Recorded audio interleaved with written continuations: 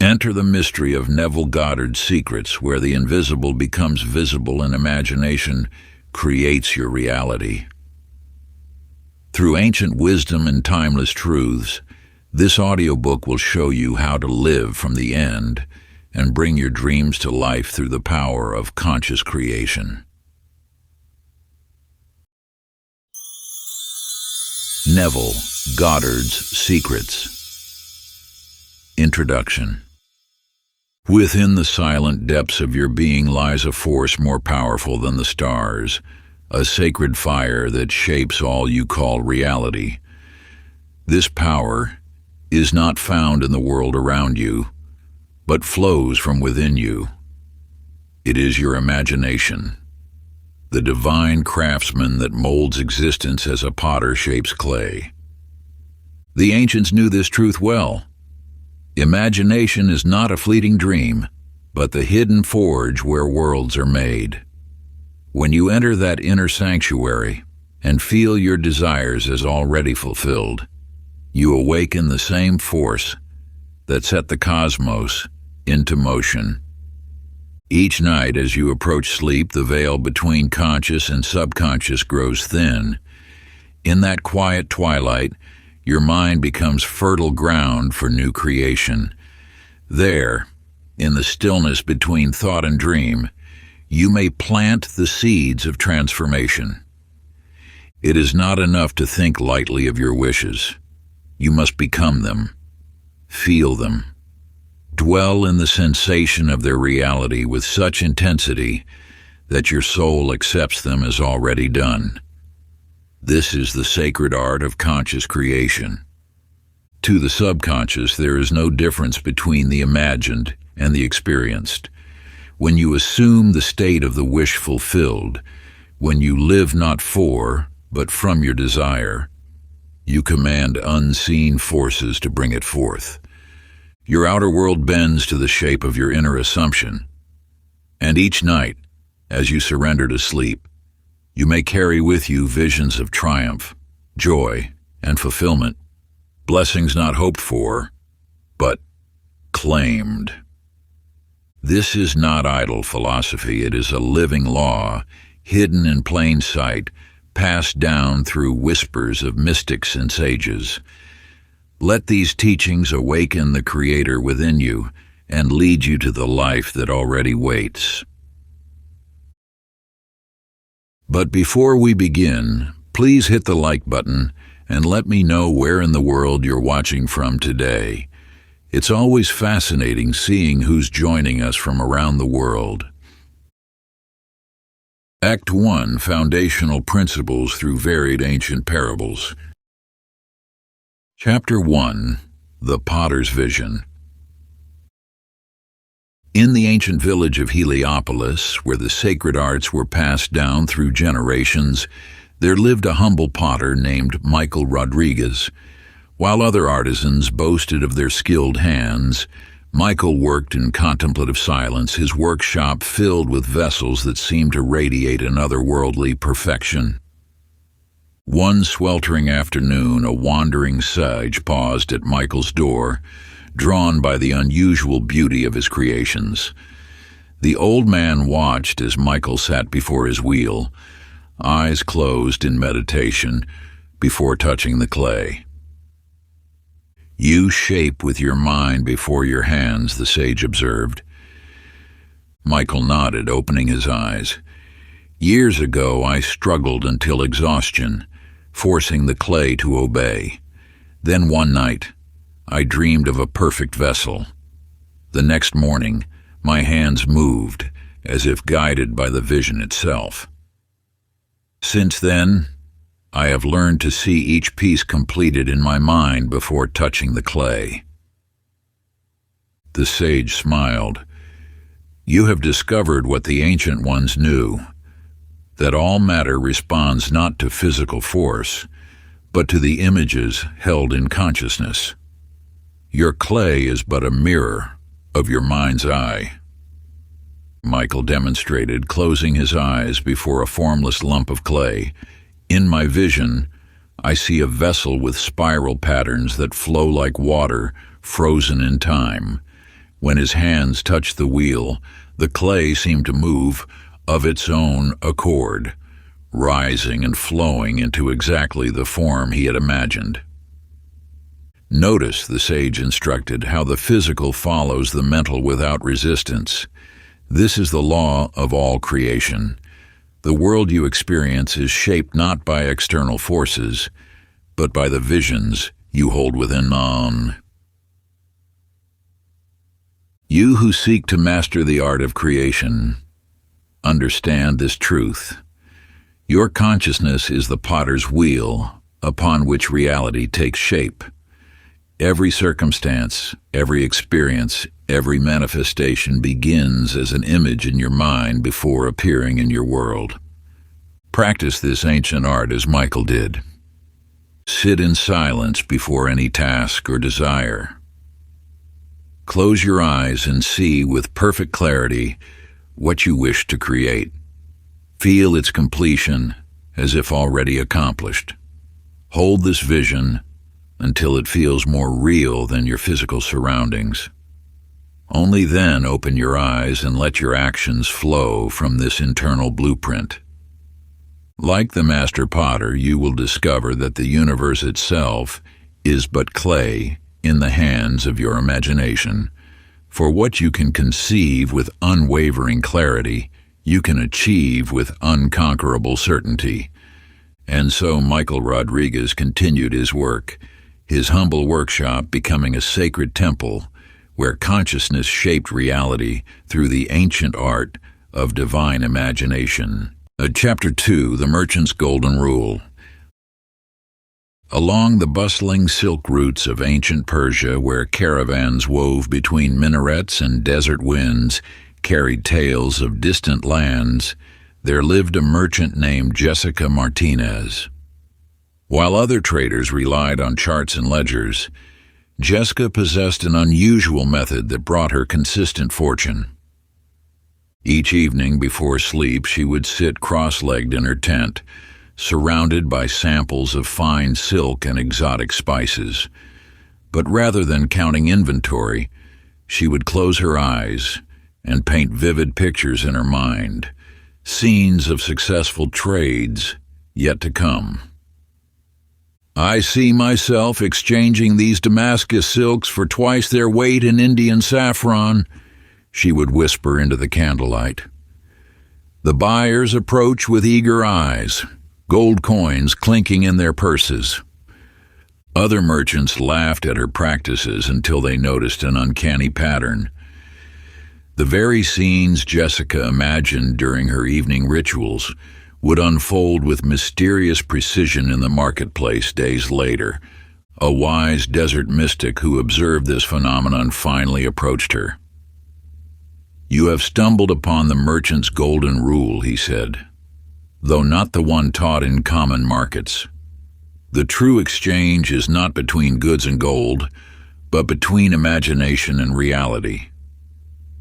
Jessica nodded.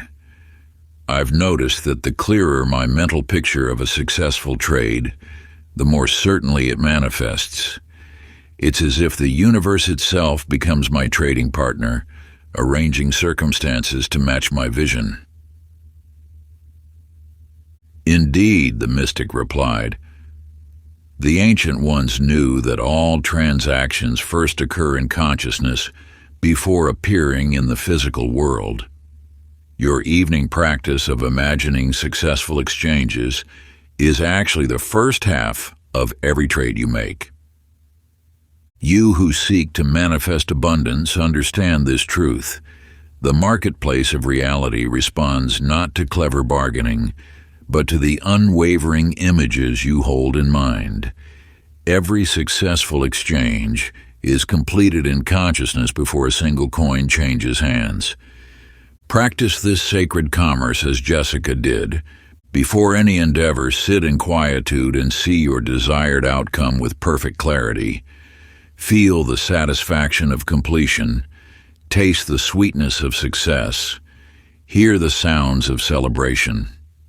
Hold this vision Until it feels more real than your present circumstances, the universe itself will then conspire to bridge the gap between your inner and outer realities. Like the wise merchant, you will discover that imagination is the currency of creation. For what you can envision with perfect faith, you can exchange for physical reality with perfect certainty. And so Jessica Martinez continued her travels, her tent becoming a sacred chamber where invisible trades in consciousness manifested as visible abundance in the marketplace of life. Chapter 3: The Fisherman's Net. In the misty harbors of ancient Phoenicia, where waves whispered secrets of the deep, there lived a humble fisherman named Christopher Anderson. While other sailors consulted tide charts and weather signs, Christopher practiced a mysterious ritual that filled his nets when others returned empty-handed. Each dawn, before pushing his weathered boat from shore, he would sit cross-legged on the beach, eyes closed, as the first rays of sun painted the horizon. In his mind's eye, he would see his nets breaking the surface, heavy with silvery abundance. The fish swim first through the waters of imagination before entering our physical nets, he would often say, though few understood his meaning. One stormy season, when the waters turned treacherous and catches grew scarce, the other fishermen noticed something peculiar. While they struggled to find even enough fish to feed their families, Christopher's nets continued to yield generous harvests. A wandering sea mystic watching from the rocky cliffs finally revealed the truth. "Your fellow fishermen cast their nets only into physical waters," she observed, "but you, wise Christopher, first cast your net into the infinite sea of consciousness." Christopher nodded. "I discovered it by accident during a time of desperate need. The clearer I imagine the fish filling my nets before sailing, the more abundantly they appear. It's as if my morning visions attract the very schools of fish I seek."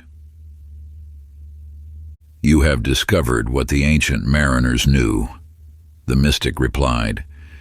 "The ocean of physical reality is but a reflection of the deeper waters of imagination. What you catch in consciousness must eventually manifest in form. You who seek to manifest abundance understand this truth. The seas of physical experience flow in patterns determined by your mental imagery. Every manifestation is first caught in the net of consciousness before appearing in the visible world. Practice this sacred fishing as Christopher did. Before taking action, sit in stillness and cast your net of imagination into the waters of infinite possibility. See with perfect clarity the abundance you seek to draw forth. Feel the weight of manifestation. Hear the sounds of success. Know the certainty of fulfillment. Hold this vision until it feels more real than your present circumstances. Like the wise fisherman, you will discover that imagination is the true net that gathers reality from the depths of possibility. For what you can envision with unwavering faith must eventually break the surface of physical manifestation. And so Christopher Anderson continued his dawn rituals, his quiet beach becoming a sacred place where visions cast into consciousness returned, laden with the abundance of life's infinite sea. Chapter 4: The Weaver's Thread. In the mountain valleys of ancient Kashmir, where patterns of light danced through morning mist, there lived a master weaver named Ashley Sullivan. While other artisans worked from predetermined designs, Ashley practiced a mysterious method that produced tapestries of such profound beauty that merchants whispered they contained magic within their threads. Each evening before touching her loom, Ashley would enter a state of deep contemplation, closing her eyes as her fingers traced invisible patterns in the air. "I must first weave with thought," before I weave with thread," she would say to her apprentices who struggled to understand. One frigid winter morning, a Highland mystic noticed something extraordinary about Ashley's workshop. The intricate patterns emerging from her loom seemed to mysteriously appear in the events surrounding her life. A tapestry of intertwined birds would precede unexpected messages from distant lands. A woven scene of flowing waters would bring sudden rain to drought-stricken fields. "Your threads bridge two worlds," the mystic observed, watching Ashley's meditative weaving. "Each pattern you imagine becomes a template that reality itself seeks to fill." Ashley smiled, continuing her work. "I discovered it while weaving a scene of abundance during a time of great famine. The very next day, 3 merchant caravans arrived with overflowing grain carts. Since then, I've learned that life itself is a loom, responding to the patterns we first weave in imagination." "You have stumbled upon the sacred art of cosmic weaving," the mystic replied. "The ancients knew that existence itself is a great tapestry, shaped by the invisible threads of consciousness before manifesting in physical form. You who seek to master the art of manifestation understand this truth. The fabric of reality responds not to force, but to the patterns you first weave in your mind's eye. Every circumstance that appears in your life was first created on the loom of imagination." Practice this divine weaving as Ashley did. Sit in sacred silence and see with perfect clarity the pattern you wish to manifest. Feel the texture of your desired reality. Trace its design with your inner vision. Know its completion with unwavering faith. Hold this pattern until it feels more real than your present circumstances. Like the wise weaver, you will discover that imagination is the thread that binds potential to manifestation. For what you can pattern in consciousness must eventually appear in the tapestry of physical experience. And so Ashley Sullivan continued her craft, her humble workshop becoming a sacred space where thought-woven designs shaped not just cloth, but the very fabric of reality itself. Chapter 5: The Scribe's Scroll. In the sacred archives of ancient Alexandria, where papyrus whispered secrets across millennia, there worked a temple scribe named Matthew Garcia. Unlike other scribes who simply recorded daily events, Matthew discovered an extraordinary truth about the relationship between written word and manifest reality. Each night before sleep, Matthew would sit at his writing table beneath flickering oil lamps, crafting stories not of what had happened, but of what he wished to unfold. With careful strokes of his reed pen, he would describe scenes of joy, prosperity, and harmony within the temple walls. "The ink of intention flows first," he would murmur while writing, "before the story appears in the book of life." Other scribes noticed something peculiar about Matthew's scrolls. The events he wrote of in his evening practice would mysteriously manifest in the following days. A story about unexpected temple donations would precede a wealthy merchant's generous gift. Tales of healing would anticipate miraculous recoveries in the temple sanctuary. An elderly keeper of records observed this phenomenon and finally spoke. "You've discovered the ancient secret of cosmic authorship," she said. "The universe itself reads what consciousness writes in the scroll of imagination." Matthew nodded thoughtfully. "I notice that the more vividly I compose these pre-dawn stories, the more precisely they appear in waking life. It's as if reality cannot help but follow the narrative already written in mind." "The sacred scrolls speak of this," the keeper replied. Before any event manifests in the visible world, it must first be authored in the invisible realm of pure potential. Your nightly writing practice simply makes this truth more apparent.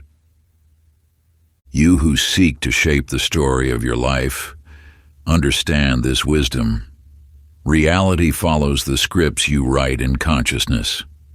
Every circumstance that appears in your world was first composed in the sacred scroll of imagination. Practice this divine authorship as Matthew did. Before sleep, sit in contemplative silence with your inner scroll unfurled. Write with perfect clarity the story you wish to live. Feel the emotions of your characters. See the vivid scenes you desire. Know the certainty of your tale's completion. Hold this narrative until it feels more real than your current chapter. Like the wise scribe, you will discover that imagination is the pen that writes reality's story. For what you compose in consciousness must eventually appear in the book of physical experience. And so Matthew Garcia continued his evening practice, his simple writing table becoming a sacred desk where thought-written stories shape not just records, but the very chronicle of reality itself. Chapter 6, The Shepherd's Star. In the wind-swept highlands of ancient Anatolia, where wolves prowled misty valleys and stars whispered celestial secrets, there lived a young shepherd named Amanda Torres. While other herders relied on dogs and weapons alone, Amanda practiced a mysterious form of protection that kept her flock safe, even in the most treacherous territories. Each dawn, before leading her sheep to pasture, she would stand atop the highest hill, arms raised to the fading morning star. In her mind's eye, she would weave a dome of golden light that enveloped her entire flock, seeing it so vividly that the very air seemed to shimmer around them. The wolves must first encounter our shield in the realm of spirit, she would explain to puzzled fellow shepherds, before they ever reach our physical world. During one particularly harsh winter, when predators grew bold and other flocks suffered heavy losses, the village elders noticed something remarkable.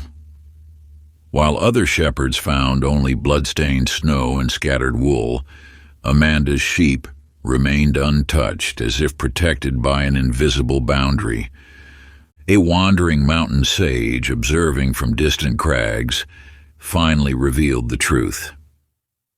"The others build only walls of stone," he said, "but you, wise Amanda, first construct barriers in the infinite realm of mind." Amanda smiled, watching her peaceful flock.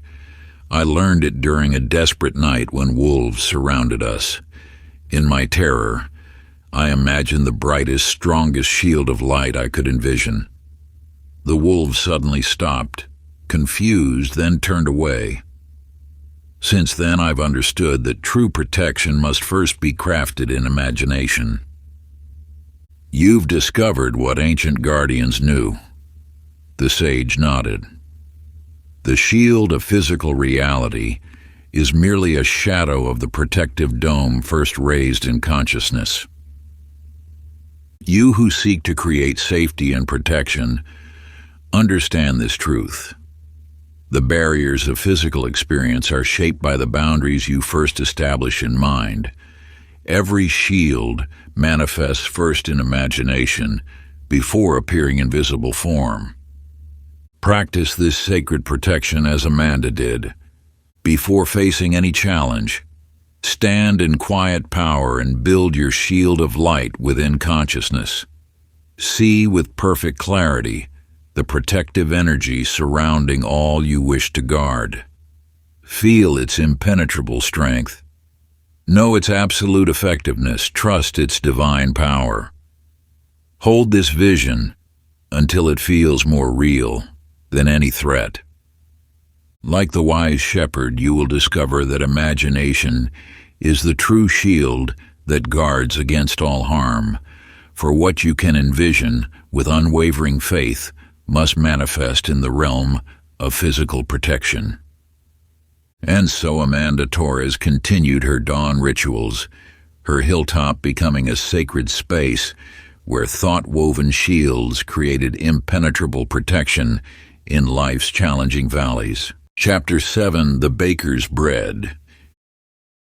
In the bustling market district of ancient Damascus, where spice-laden winds carried whispers of desert mysteries, there worked a humble baker named Joshua Walker. While other bakers anxiously watched their grain supplies dwindle between caravans, Joshua practiced a secret ritual that kept his ovens miraculously full, even in times of scarcity. Each evening after banking his fires, Joshua would sit before his cooling ovens and enter a peculiar trance. With eyes closed and flour-dusted hands resting on his knees, he would imagine his storage rooms overflowing with the finest wheat, his shelves laden with fresh-baked loaves, and an endless stream of merchants bringing abundant grain. The bread of tomorrow must first rise in the mind, he would say to those who questioned his serene demeanor during shortages. The yeast of imagination creates the loaves of reality. Other merchants noticed something extraordinary about Joshua's bakery. Even when drought withered distant fields and supply routes faltered, his baskets remained mysteriously full. Caravans would unexpectedly appear at his door, their leaders claiming they felt strangely compelled to offer their grain there first. A wandering mystic drawn by the perpetual aroma of fresh bread observed this phenomenon. "You've discovered the ancient secret of abundance," she said, watching Joshua's evening ritual. "You need reality first in the invisible dough of pure potential." Joshua nodded, his eyes still closed in visualization. "I learned it during a devastating famine. In desperation, I began imagining prosperity so vividly that I could smell phantom bread. The very next dawn, 3 lost grain wagons appeared seeking shelter from a sandstorm. Since then, I've understood that abundance must first be baked in the ovens of mind. You who seek to manifest prosperity, understand this truth. The bread of physical abundance rises first in the oven of imagination. Every manifestation of plenty appears first as a thought seed before sprouting into visible form. Practice this sacred baking as Joshua did. Sit in quiet contemplation and fill your mind's storehouse with perfect visions of abundance. See with absolute clarity the prosperity you wish to manifest. Feel its tangible presence. Know its inevitable arrival. Trust in the infinite supply.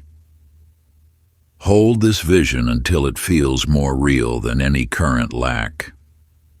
Like the wise baker, you will discover that imagination is the true yeast that raises reality's bread.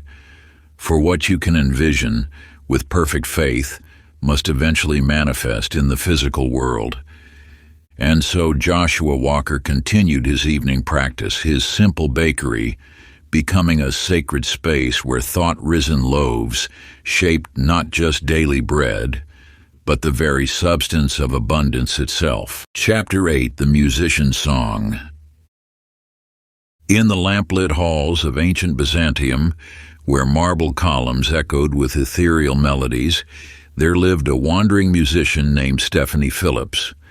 Unlike other performers who relied solely on practiced fingers and memorized songs, Stephanie had discovered a mystical secret that drew crowds and opportunities as if by divine enchantment.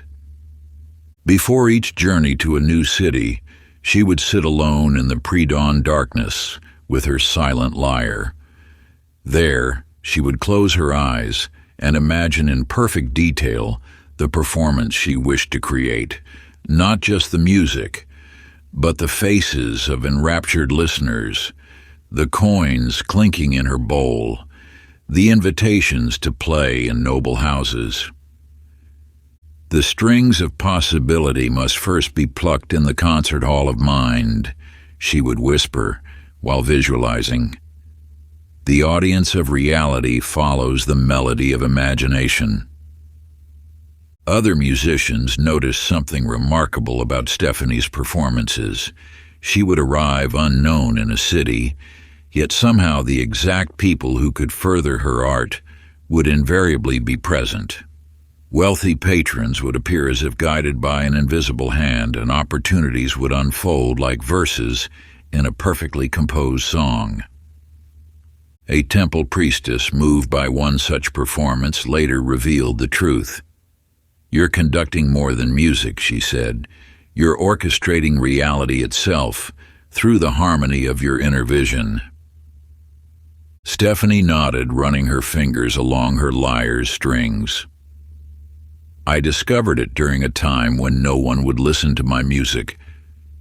In desperation, I began imagining successful performances with such intensity that I could hear phantom applause." The next evening, a governor's procession stopped specifically to hear me play. Since then, I've understood that every performance must first resound in the amphitheater of thought. You who seek to manifest your heart's desires understand this wisdom. The music of physical experience follows the score first composed in imagination. Every achievement must first be rehearsed in the concert hall of mind. Practice this sacred performance as Stephanie did. Sit in contemplative silence and compose the symphony of your desired reality. Hear with perfect clarity the success you wish to create. Feel the emotions of achievement. See the detailed scene of your triumph. Know the certainty of your vision's manifestation. Hold this performance in mind until it feels more real than your current circumstances.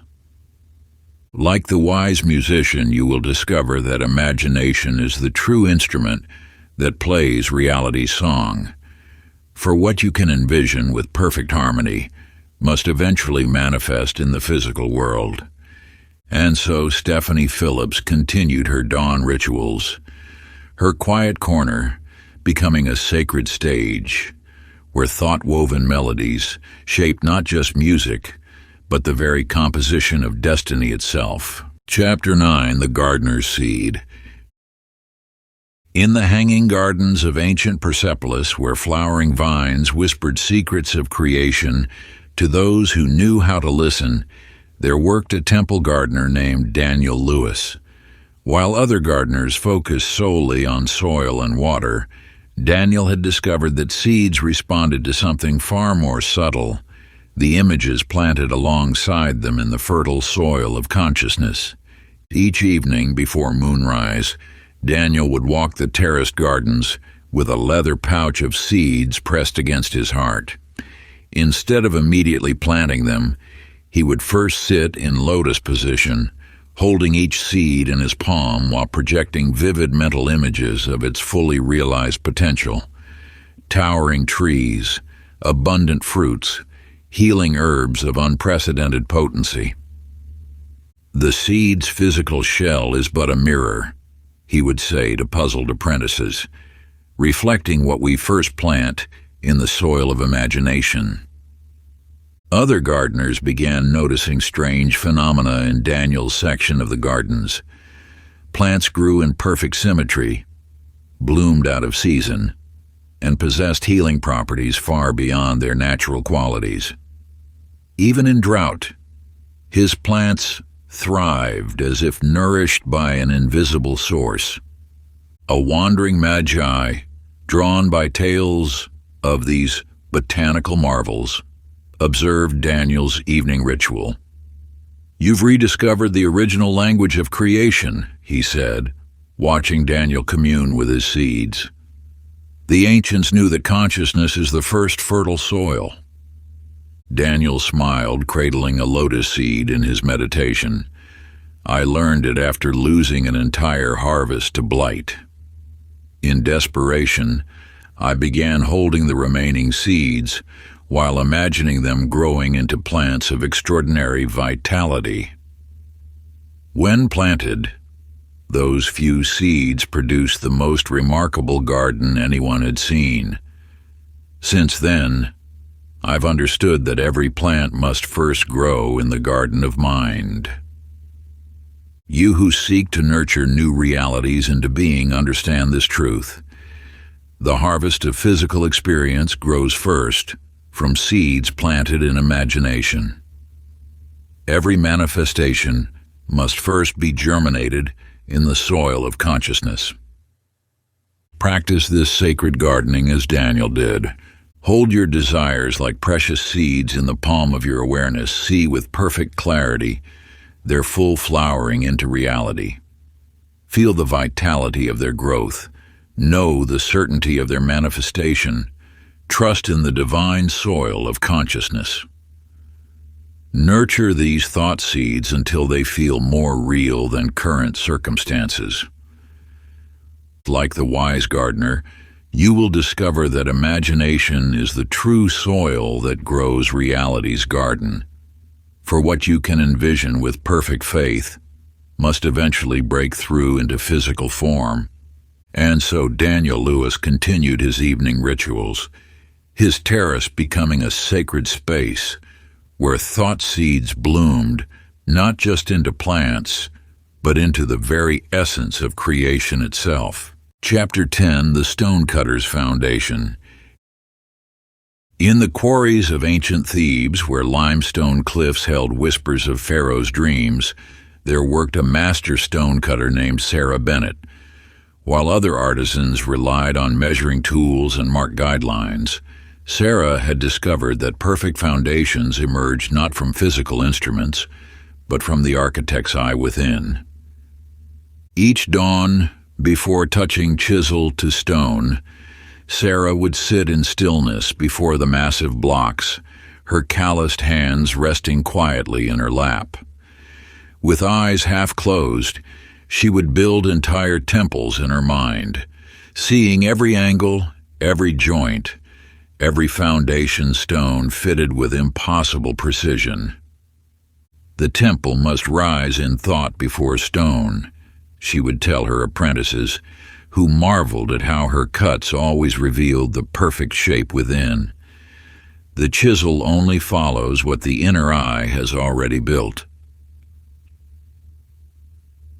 Other stonecutters noticed something extraordinary about Sarah's work. Blocks she carved would fit together as if grown that way from the earth itself. Engineers would gasp at foundations that aligned to the width of a hair, yet she rarely used their measuring tools. A blind temple sage, running his fingers along one of her perfectly fitted seams, nodded knowingly. "You see with the ancient vision," he said. "The eyes that built the pyramids weren't these outer ones at all." Sarah smiled, her hands ghosting over an uncut block. "I discovered it after ruining a pharaoh's cornerstone. In desperation, I began imagining the perfect cut so intensely that my hands could feel it before the chisel struck. When I finally cut, the stone split along exactly that line. Since then, I've understood that every foundation must first be laid in the quarry of mind. You who seek to build new realities understand this truth. The structures of physical experience must first be carved in imagination. Every manifestation requires a foundation cut by the architect within. Practice this sacred stone cutting as Sarah did. Sit before the raw stone of your current circumstances. See with perfect clarity the completed temple of your desires. Feel its solid presence. Know its inevitable emergence. Trust in the perfection of your inner vision. Hold this blueprint until it feels more real than the uncut block before you. Like the wise stonecutter, you will discover that imagination is the true chisel that shapes reality's foundation. For what you can envision with perfect precision must eventually emerge in physical form.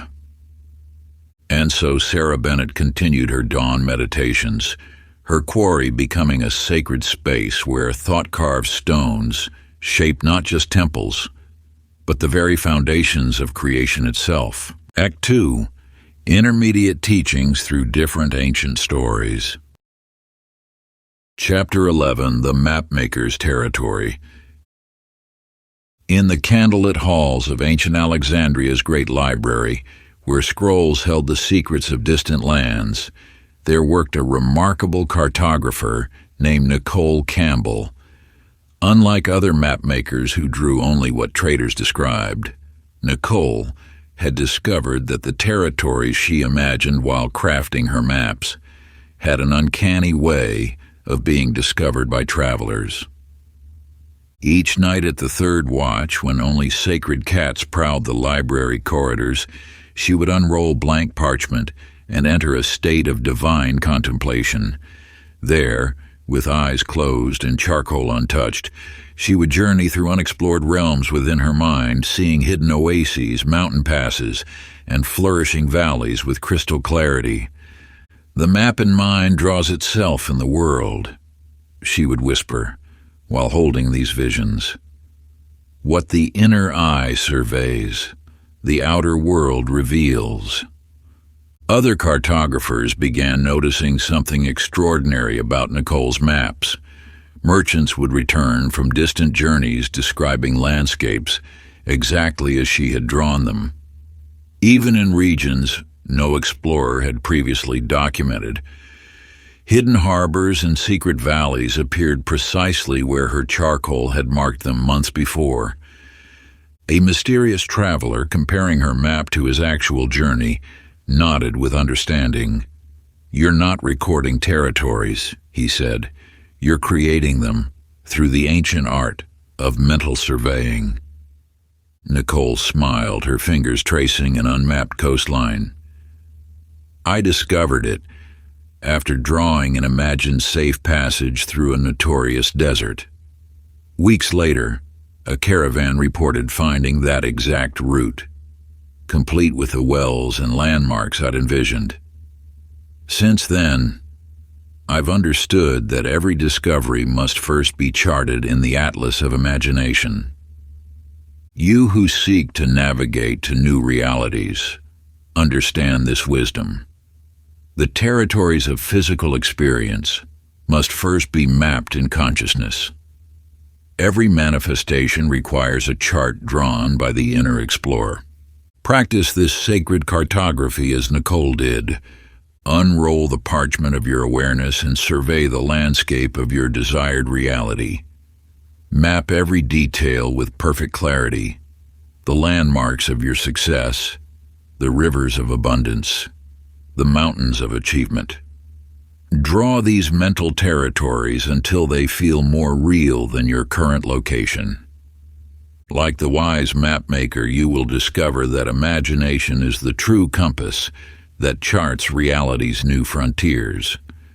For what you can survey with perfect precision in consciousness must eventually appear on the map of physical experience, and so Nicole Campbell continued her nighttime charting, her desk becoming a sacred space where thought-drawn maps shaped not just territories, but the very geography of creation itself. Chapter 12. The Healer's Touch. In the misty mountains of ancient Tibet, where healing herbs grew in the shadow of sacred peaks, there practiced a temple healer named Robert Chen.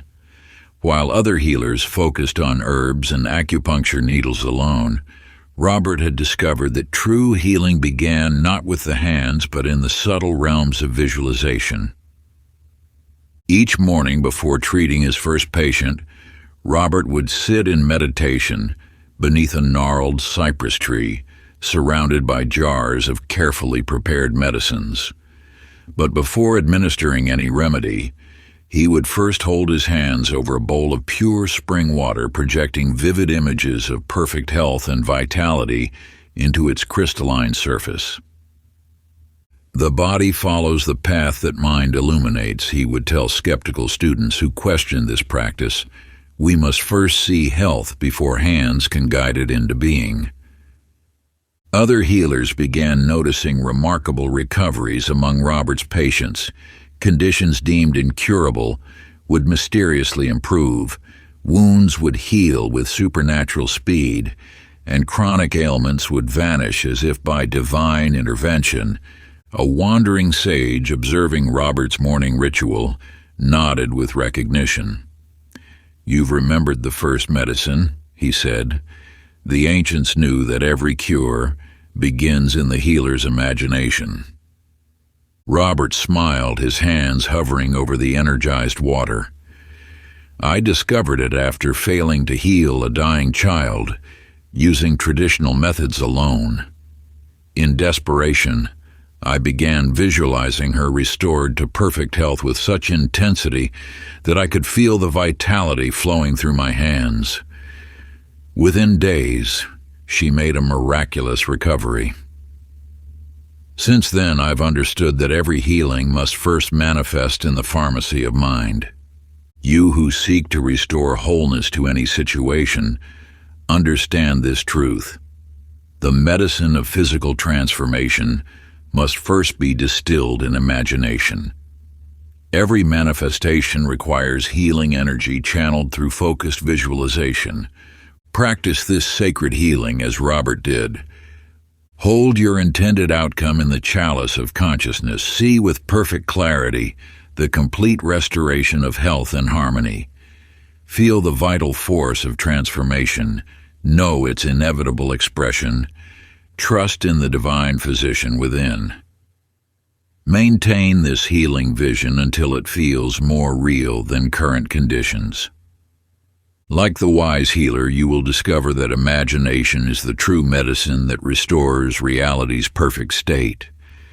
For what you can envision, with perfect wholeness, must eventually manifest in physical form. And so Robert Chen continued his morning rituals, his cypress grove, becoming a sacred space where thought medicine healed not just bodies, but the very essence of creation itself. Chapter 13, The Sailor's Compass.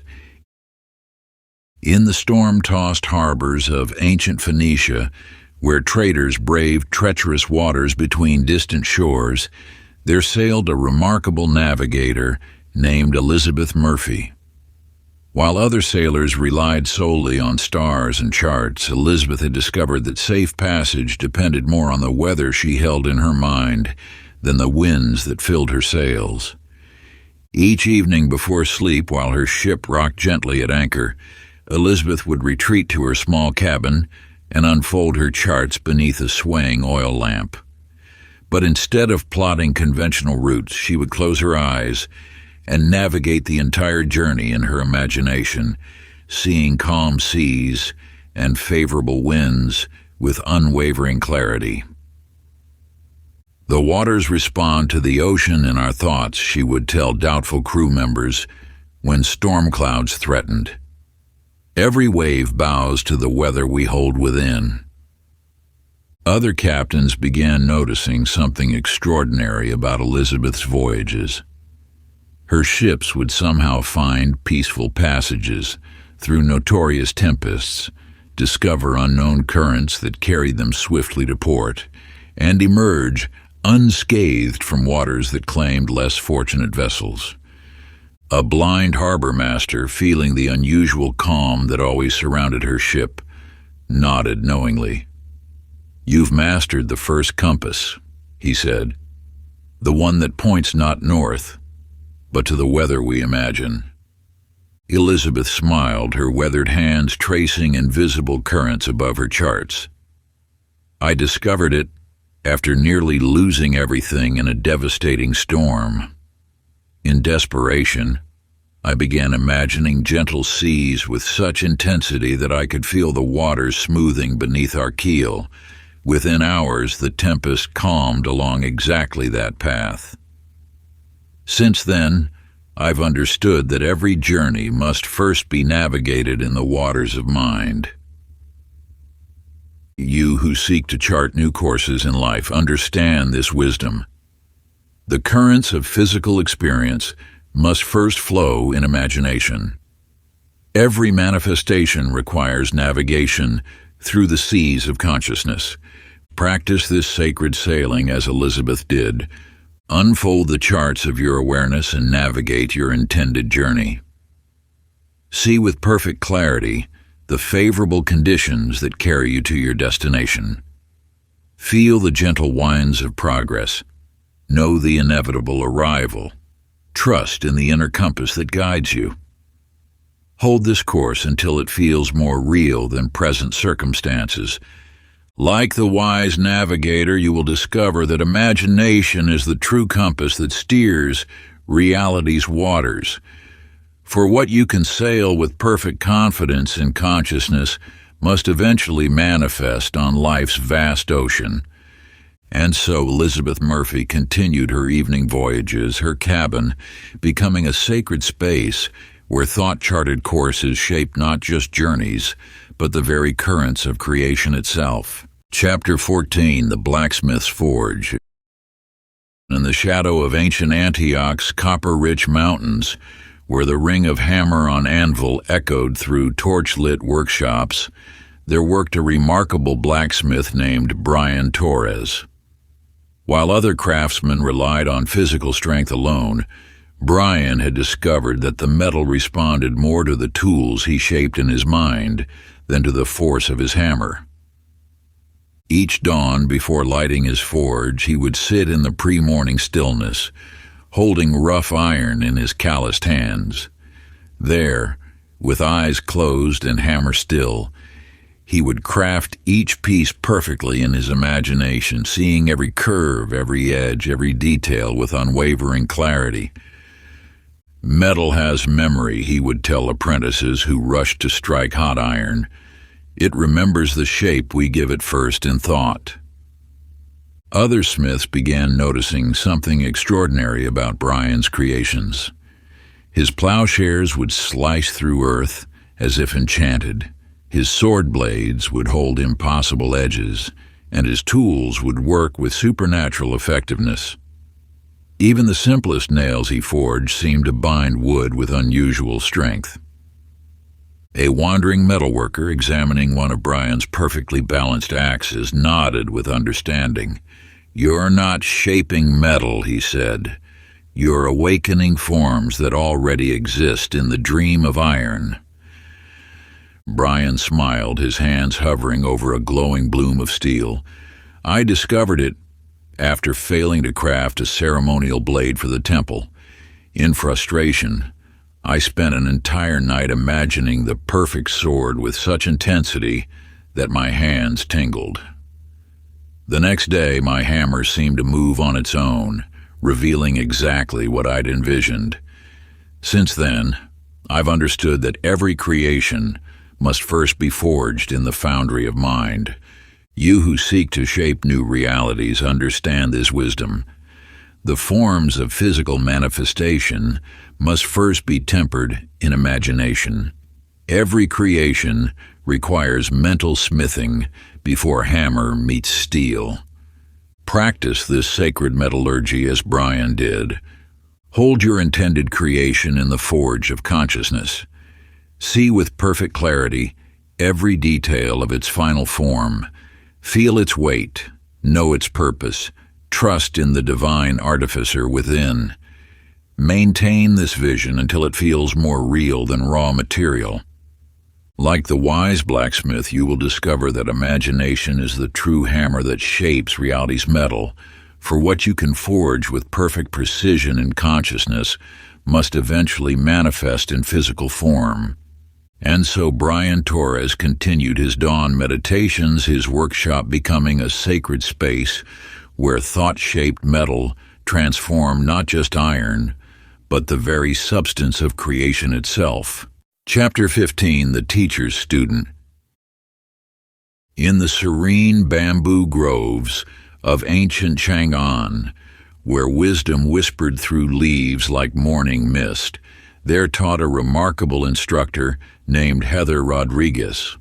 While other teachers focused solely on memorization and discipline, Heather had discovered that student success depended more on how she imagined their achievement than on the lessons themselves. Each evening after her pupils departed, Heather would kneel before her meditation scroll, light a single stick of sandalwood incense, and begin an unusual ritual.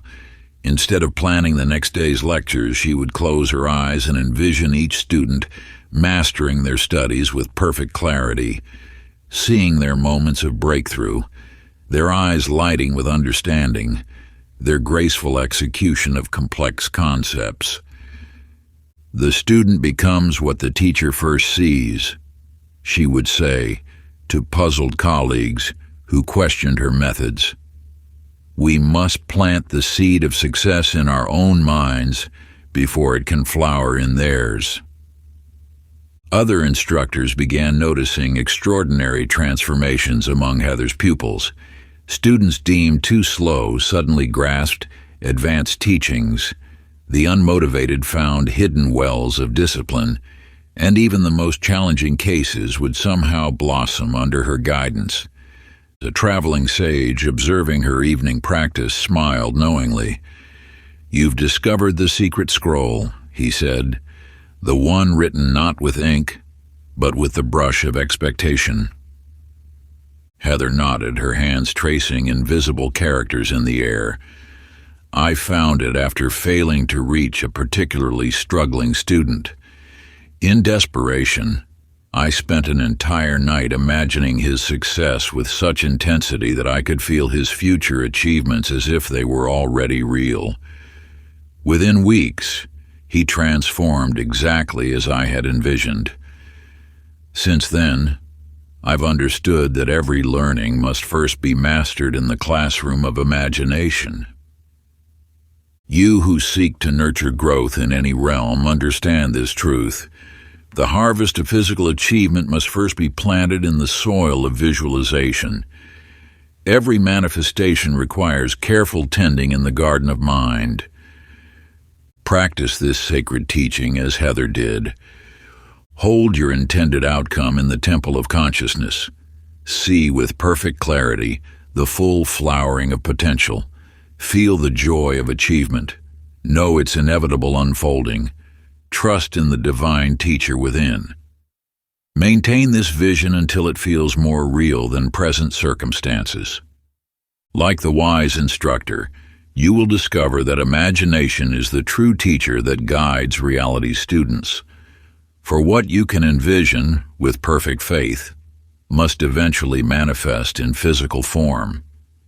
And so Heather Rodriguez continued her evening rituals, her bamboo grove, becoming a sacred space where thought-taught lessons transformed not just students, but the very essence of learning itself. Chapter 16, The Hunter's Quarry. In the misty valleys of ancient Thrace, where shadow-dappled forests whispered secrets to those who knew how to listen, there lived a remarkable hunter named Jason Mitchell. While other trackers relied solely on physical signs and snares, Jason had discovered that his prey was drawn more by the hunt he painted in his mind than the trails he followed with his feet.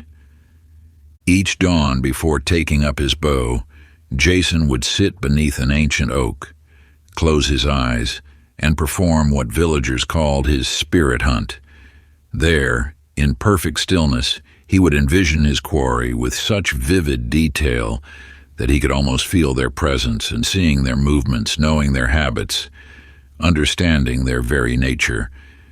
The forest mirrors the hunt we hold in our hearts, he would tell skeptical apprentices who questioned his lengthy meditations. What we track in thought appears in flesh. Other hunters began noticing something peculiar about Jason's expeditions. He would somehow encounter exactly the game he had envisioned, find prey in locations he had seen during his morning ritual, and complete hunts with an ease that seemed almost supernatural. A wandering forest mystic watching Jason's pre-dawn practice touched the oak tree knowingly. "You found the first prey," she said, "the one caught not with arrows, but with the snares of imagination." Jason nodded, his fingers tracing invisible tracks in the morning dew. I discovered it during a desperate winter when no game could be found. In hunger, I began imagining successful hunts with such intensity that I could feel the weight of captured prey on my shoulders. Within days, animals began appearing exactly as I had envisioned. Since then, I've understood that every quarry must first be caught in the hunting grounds of mind. You who seek to manifest desires understand this wisdom. The prey of physical achievement must first be tracked through the forests of imagination. Every manifestation requires stalking in the realm of thought. Practice this sacred hunting as Jason did. Sit in the stillness of your awareness and track your intended outcome. See with perfect clarity the successful completion of your quest. Feel the satisfaction of achievement. Know its inevitable manifestation. Trust in the divine hunter within. Maintain this vision until it feels more real than present circumstances. Like the wise hunter, you will discover that imagination is the true bow that brings down reality's quarry. For what you can track with perfect certainty and consciousness must eventually manifest in physical form. And so Jason Mitchell continued his dawn meditations, his ancient oak becoming a sacred space where thought-tracked prey revealed not just game, but the very nature of creation itself. Chapter 17, The Painter's Canvas. In the sacred caves of ancient Cappadocia, where mineral pigments bled their secrets into stone walls, there worked a remarkable temple artist named Jennifer Adams. While other painters mixed their colors from earthly materials alone, Jennifer had discovered that the most vibrant hues first bloomed in the garden of her imagination. Each night before touching brush to paint, she would sit in total darkness, breathing in the cave's ancient air. There, in that void of physical sight, she would see explosions of color and forms so vivid they seemed to paint themselves across her closed eyelids. True colors exist first in the mind's eye, she would tell apprentices who rushed to mix their pigments. What we paint on walls are merely echoes of what we've already created in thought. Other artists began noticing something extraordinary about Jennifer's sacred murals. Her skies seemed to hold actual depth. Her flowers appeared to release real fragrance, and the eyes of her figures followed viewers with an unsettling awareness. Even her simplest geometric patterns seemed to pulse with hidden life. A blind temple elder running wizened fingers across one of her frescoes smiled in recognition. "You paint with inner light," he said. "Your brushes dip into the wells of divine imagination." Jennifer nodded, her hands hovering over unmixed pigments. "I discovered it while struggling to paint the temple's central mandala. In frustration, I spent an entire night seeing the design so clearly in my mind that my fingers tingled with color. The next day, the paints seemed to blend themselves, revealing exactly what I'd envisioned. Since then, I've understood that every masterpiece must first be completed on the canvas of consciousness."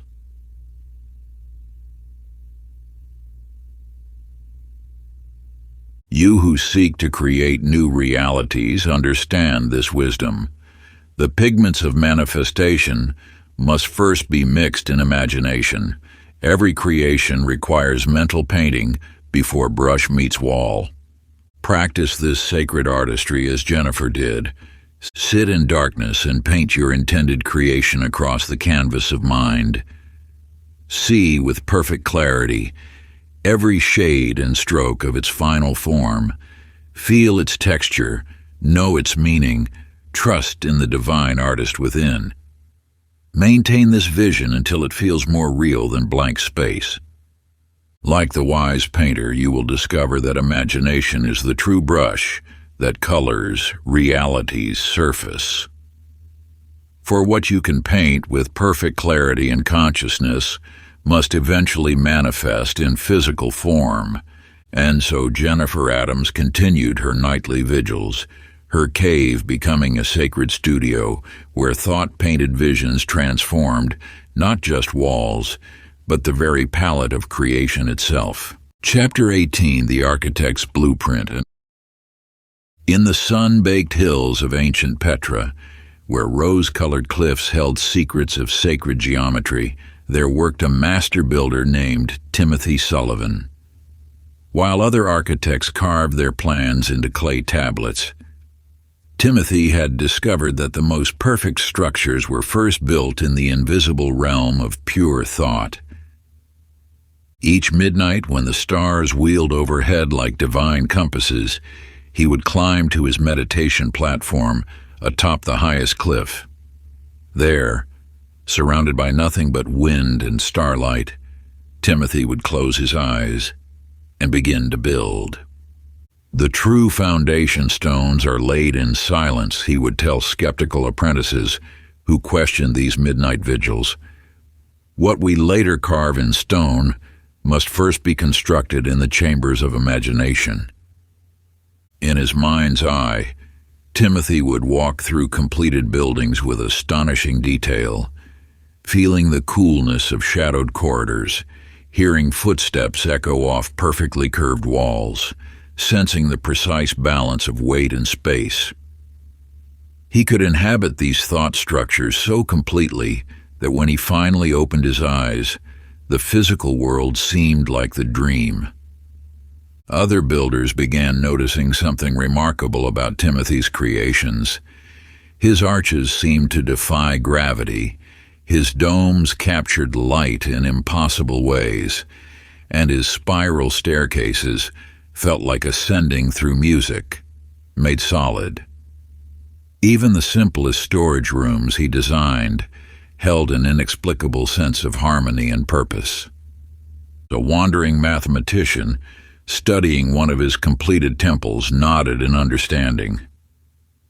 "You've found the architect's true tools," she said, "the ones that measure not in cubits, but in consciousness." Timothy smiled, his fingers tracing invisible geometries in the air. "I discovered it after a magnificent design crumbled during construction.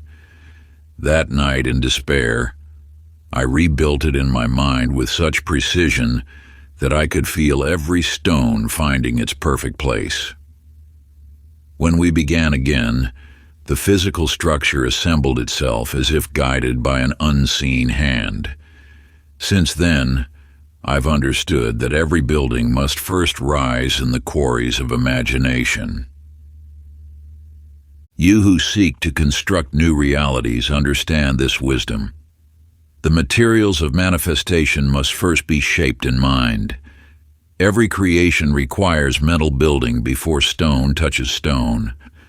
Practice this sacred architecture as Timothy did. Stand in the emptiness of pure potential and build your intended creation in thought. See with perfect clarity every angle and dimension of its completed form. Feel its solid presence.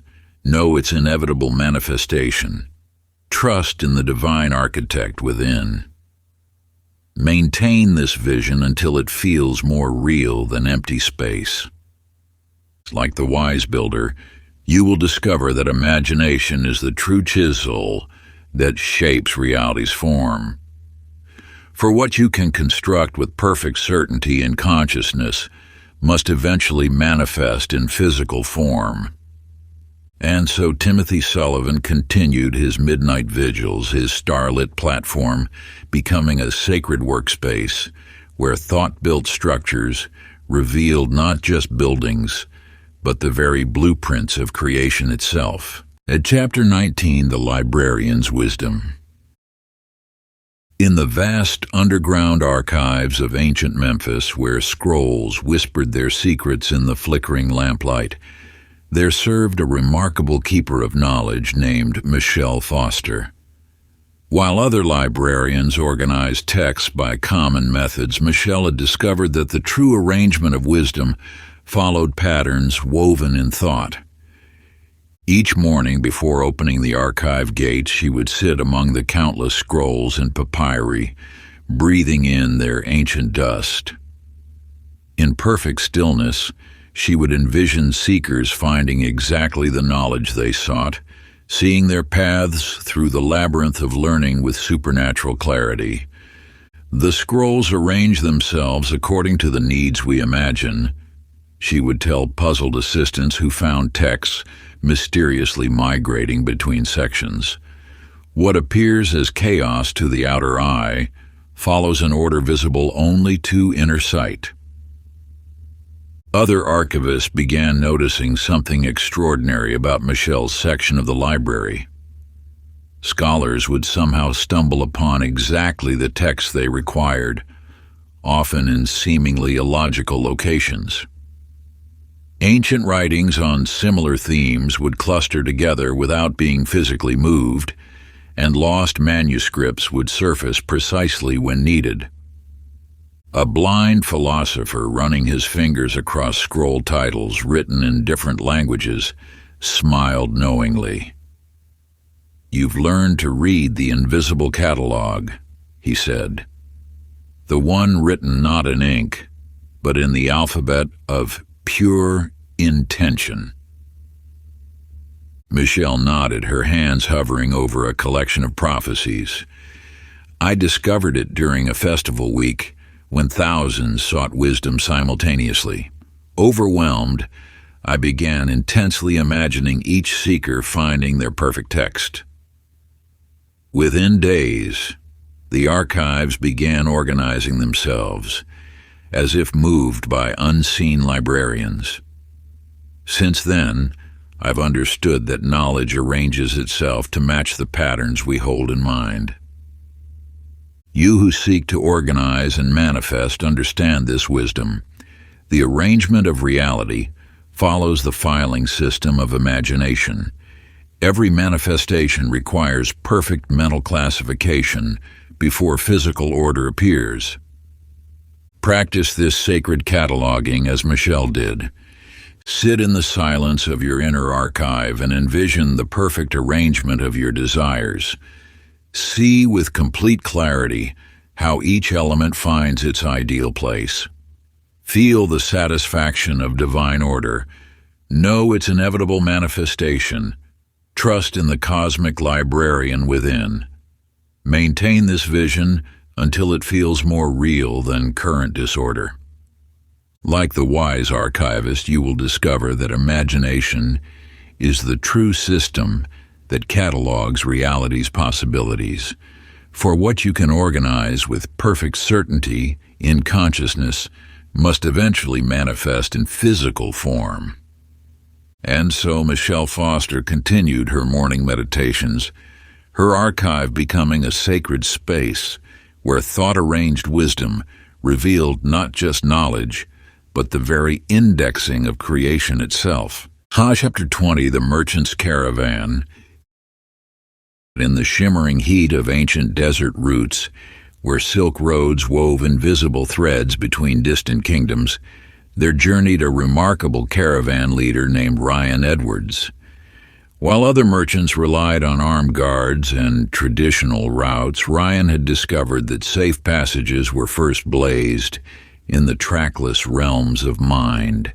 Each evening before sleep, while his caravan rested beneath star-scattered skies, Ryan would sit atop the highest dune overlooking their camp. There, surrounded by the whispers of desert winds, he would close his eyes and travel the next day's journey in thought. "The true map is drawn in starlight," he would tell skeptical traders who questioned his peculiar rituals. "What we later traverse with camels must first be crossed by consciousness."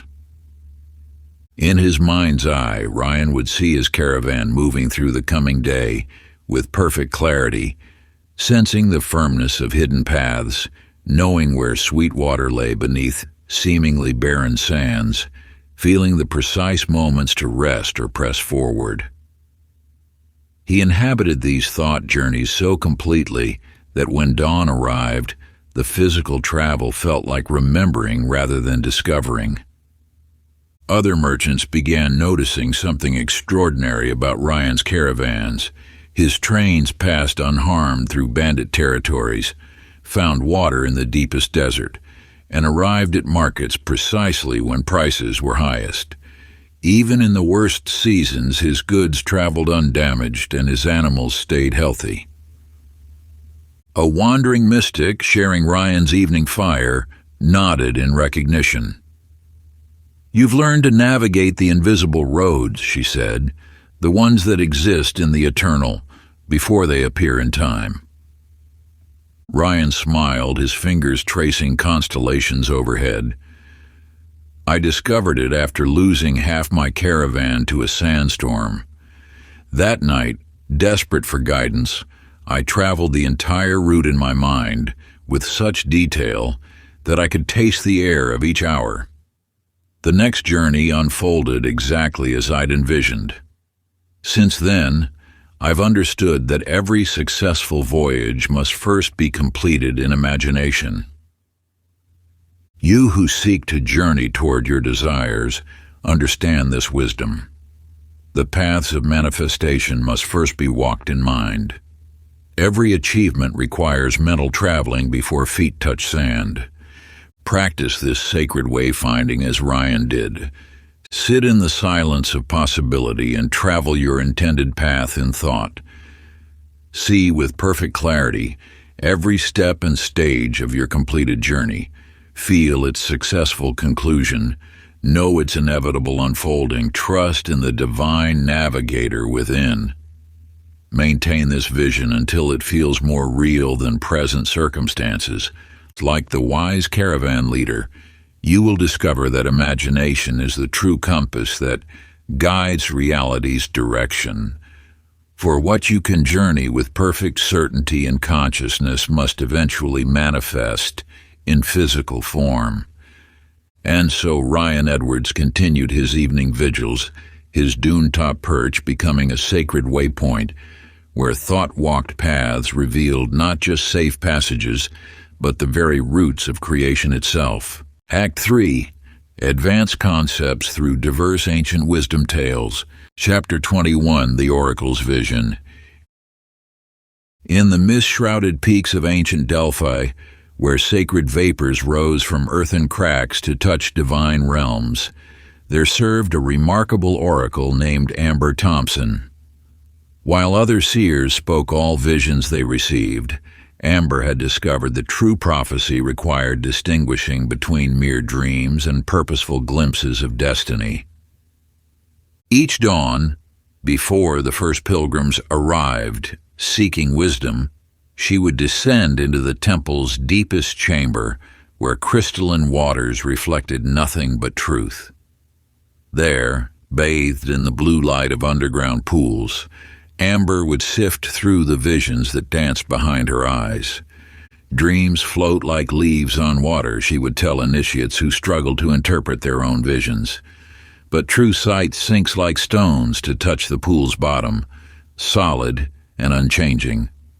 In her years of service, Amber had learned to recognize the subtle difference between imagination's idle wanderings and the weighted certainty of genuine prophecy.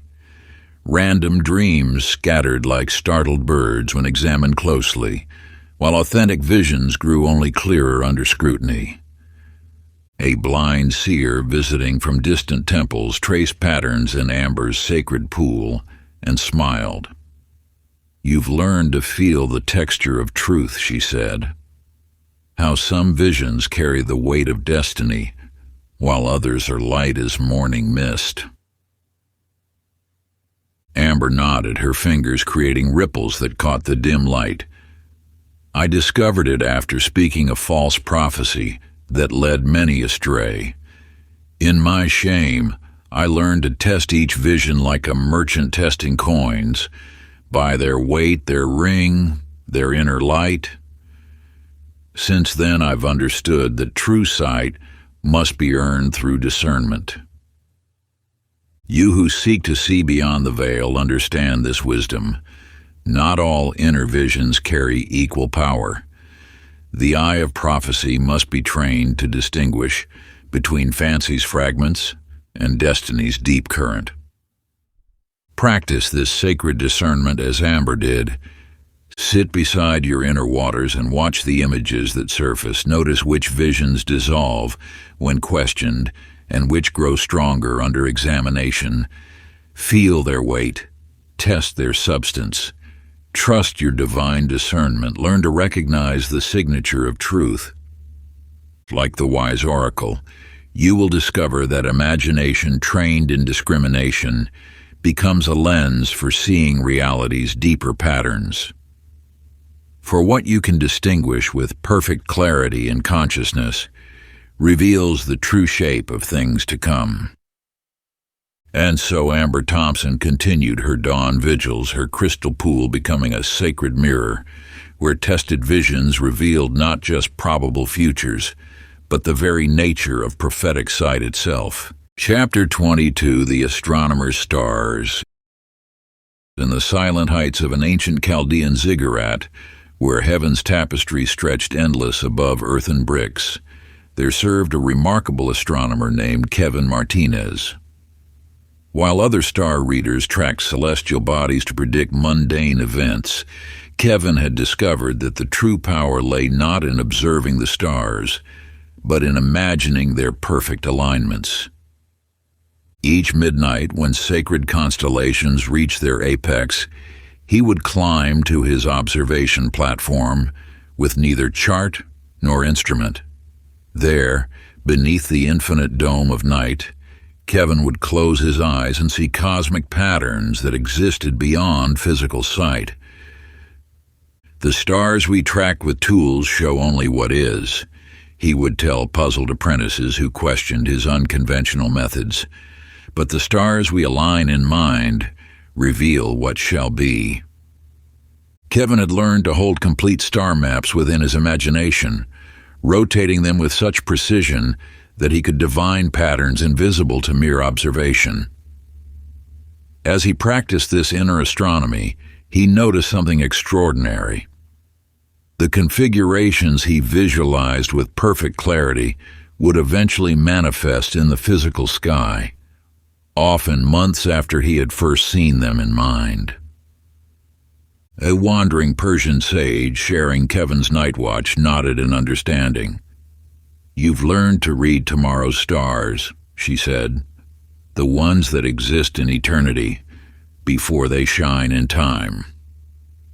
Kevin smiled, his upturned face reflecting starlight. "I discovered it during a season when clouds obscured the sky for weeks. Forced to work from memory, I began seeing stellar alignments that hadn't yet occurred.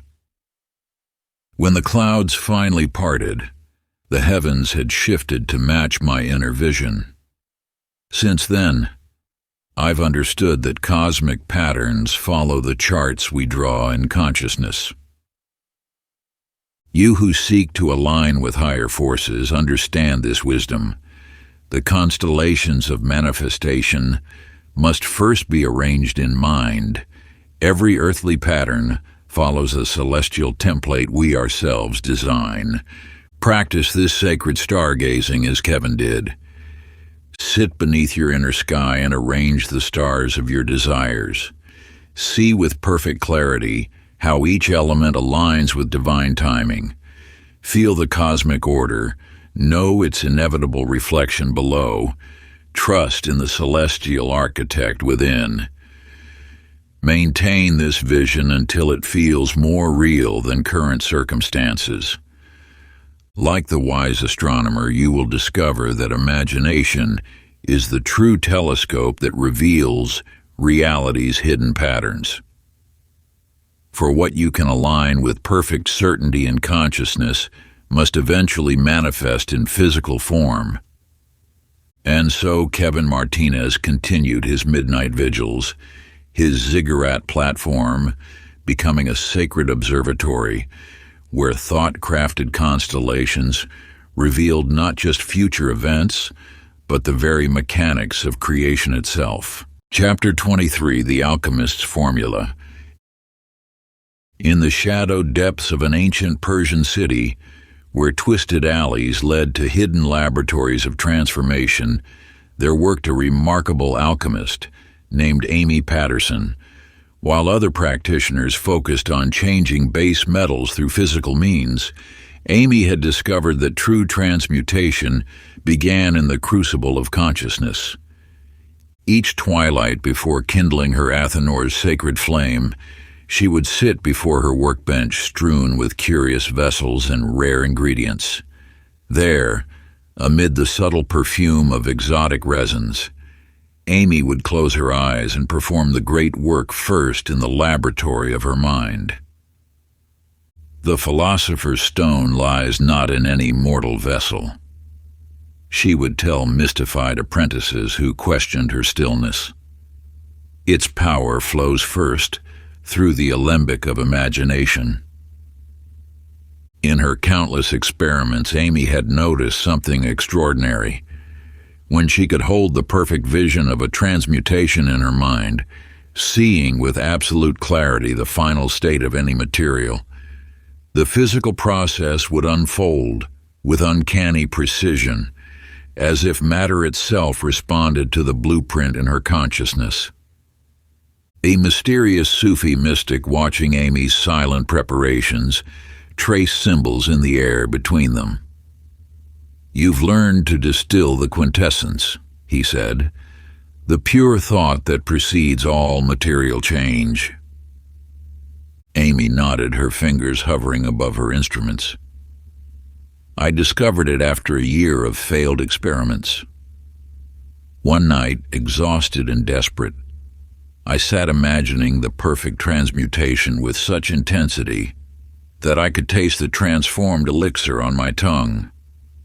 The next day, my hands seemed guided by an invisible wisdom, and the work succeeded perfectly.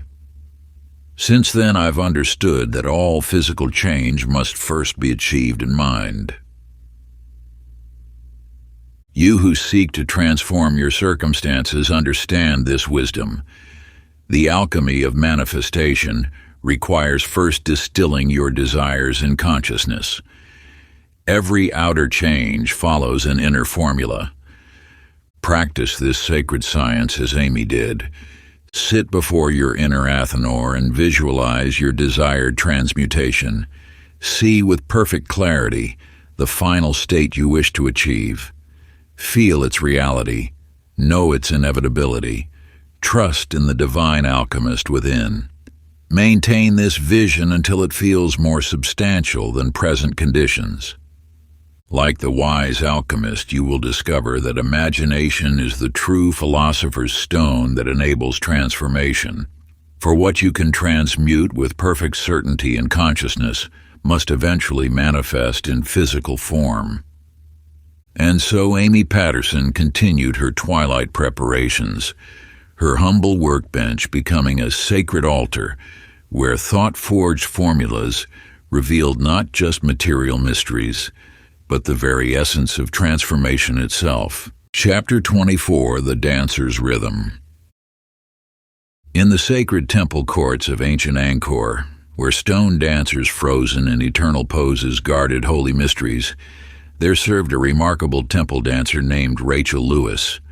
While other dancers focused on perfecting physical movements, Rachel had discovered that true grace flowed first from the dance performed in mind. Each dawn, before touching foot to sacred ground, she would sit in the morning mist beneath flowering frangipani trees. There, surrounded by stone goddesses caught mid-twirl, Rachel would close her eyes and perform her dances first in the theater of imagination. The body follows what the mind has already danced, she would tell perplexed students who struggled with complex sequences. Perfect practice in consciousness creates perfect movement in flesh. Through countless performances, Rachel had noticed something extraordinary. When she could hold a complete dance sequence in her mind, seeing every gesture, feeling every transition with crystalline clarity, her body would flow through the actual movements with supernatural grace as if guided by an invisible choreographer. A wandering temple elder, observing Rachel's silent preparation, smiled in recognition. "You've learned to dance with your soul first," he said. "The body merely echoes what spirit has already performed." Rachel nodded, her fingers tracing delicate mudras in the air. "I discovered it after injuring my ankle, before an important ceremony. Unable to practice physically, I spent days performing the sacred dances in my mind. When I finally returned to the temple court, my body remembered steps it had never physically practiced. Since then, I've understood that all movement must first be perfected in consciousness. You who seek to manifest with grace understand this wisdom. The dance of creation begins in the silent temple of imagination. Every outer expression follows an inner choreography. Practice this sacred art as Rachel did.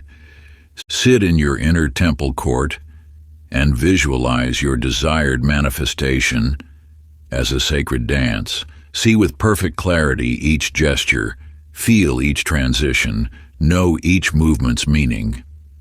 Let your consciousness flow through the complete sequence until it feels more real than physical limitation. Like the wise dancer, you will discover that imagination is the true choreographer of reality. For what you can perform with perfect grace and consciousness must eventually manifest in physical form. And so Rachel Lewis continued her dawn preparations, her quiet frangipani grove, becoming a sacred stage where thought-crafted dances revealed not just divine movements, but the very rhythm of creation itself. Chapter 25, The Vintner's Harvest.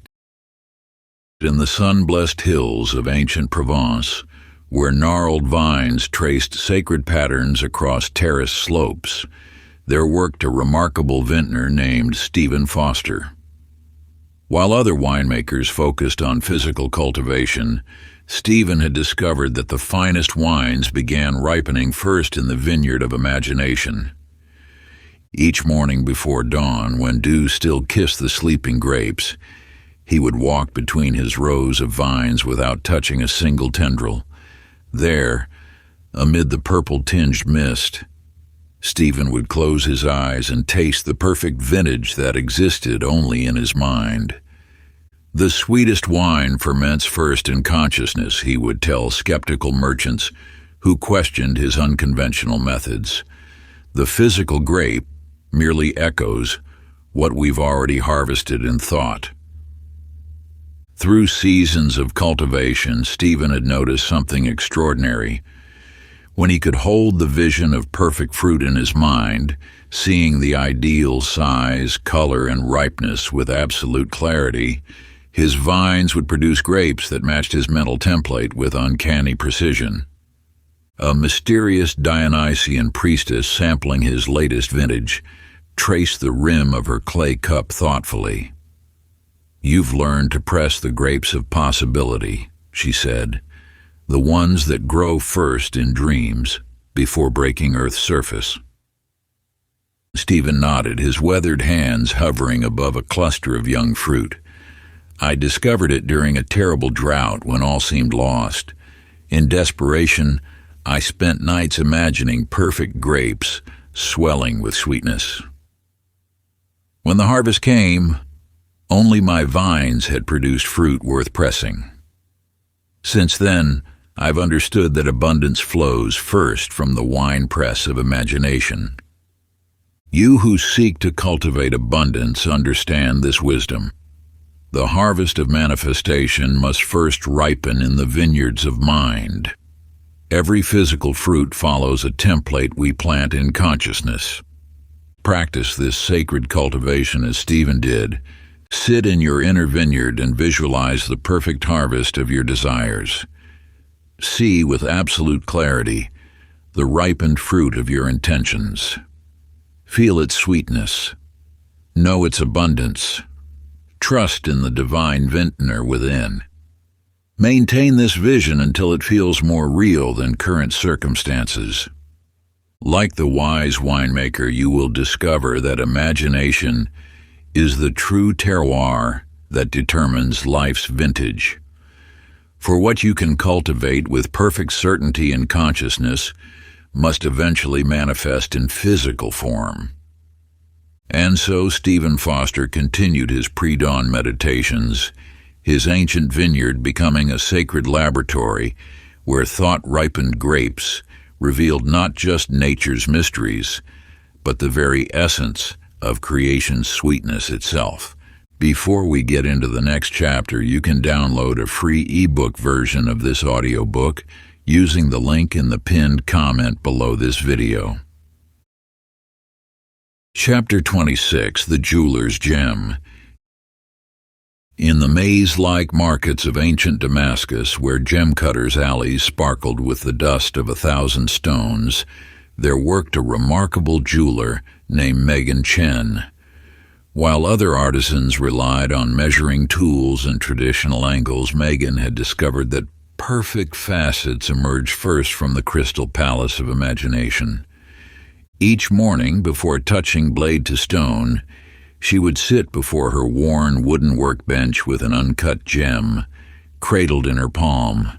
There, as dawn light scattered rainbow fragments across her workshop walls, Megan would close her eyes and see the finished jewel sleeping within the rough crystal. "The stone already knows its perfect form," she would tell puzzled apprentices who questioned her motionless meditation. "Our task is not to impose our will, but to discover what beauty dreams within."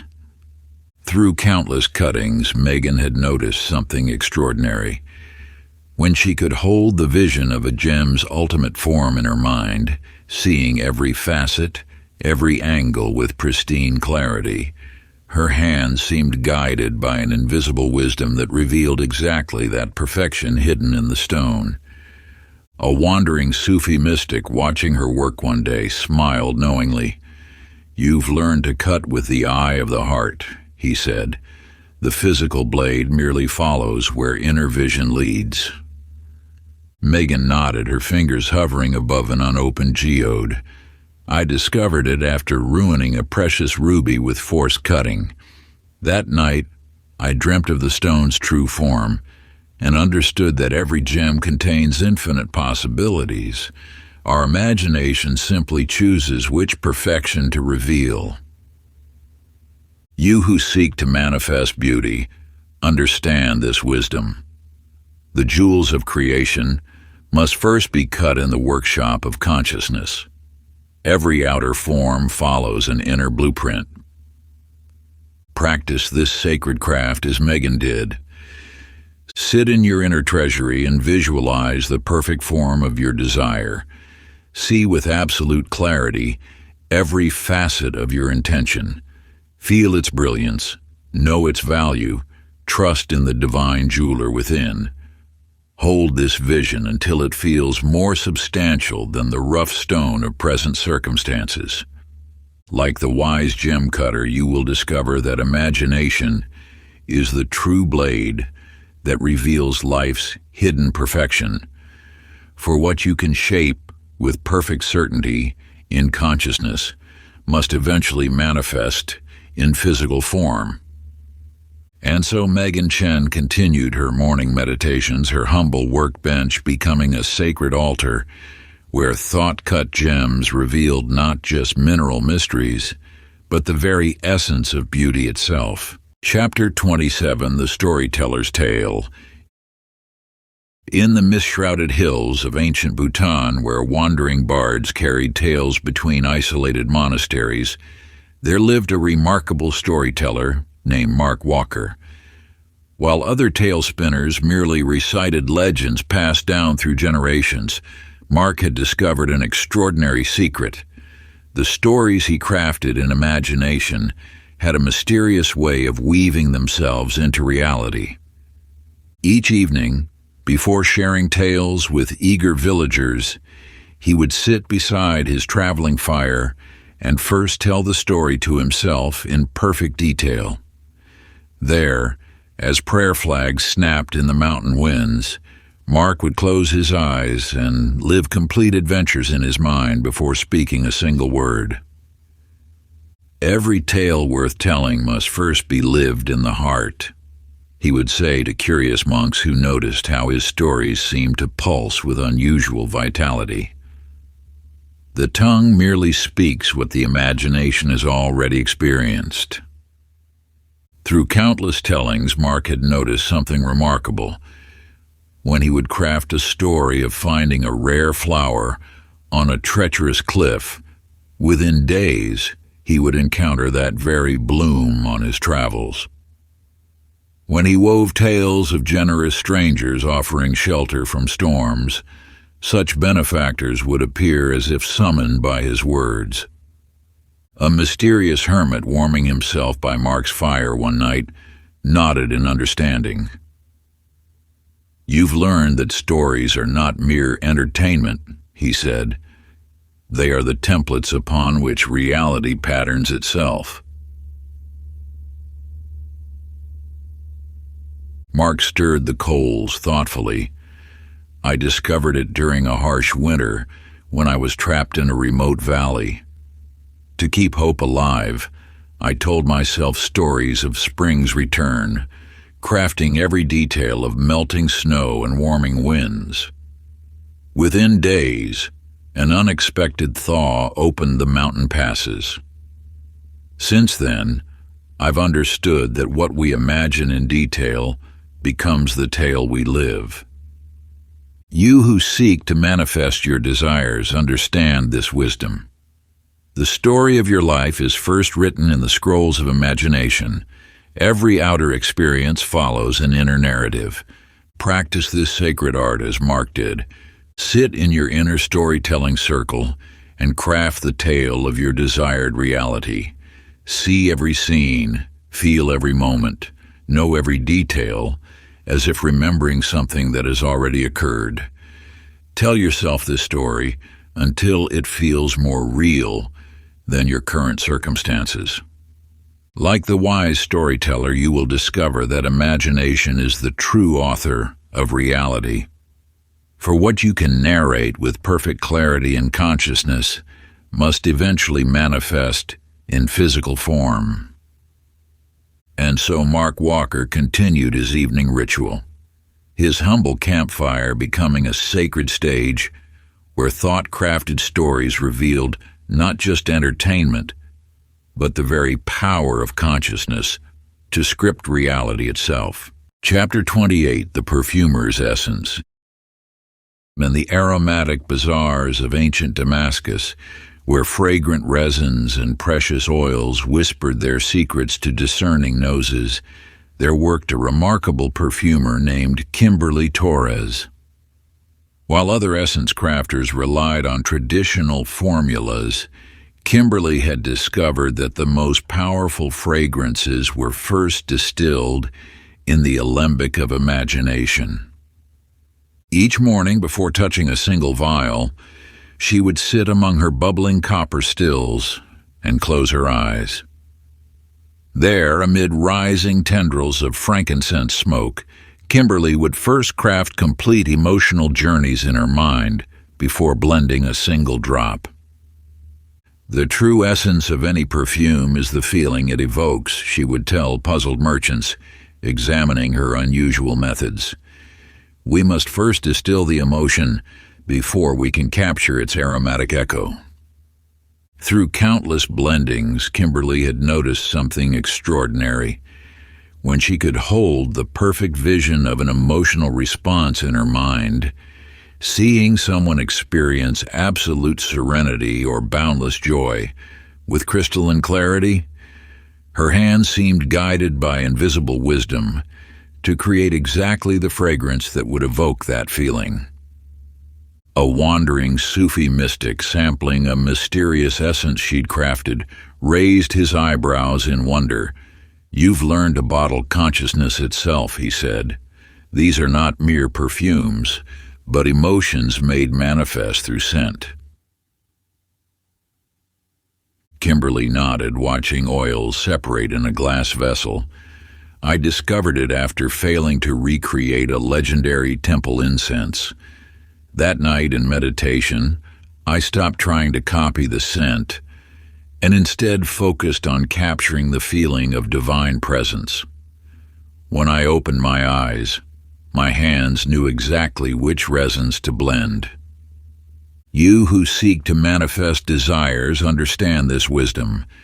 The essences of creation must first be distilled in consciousness. Every outer experience follows an inner formula. Practice this sacred art as Kimberly did. Sit in your inner still room and imagine the perfect essence of your desire. Feel its complete effect. Know its transformative power.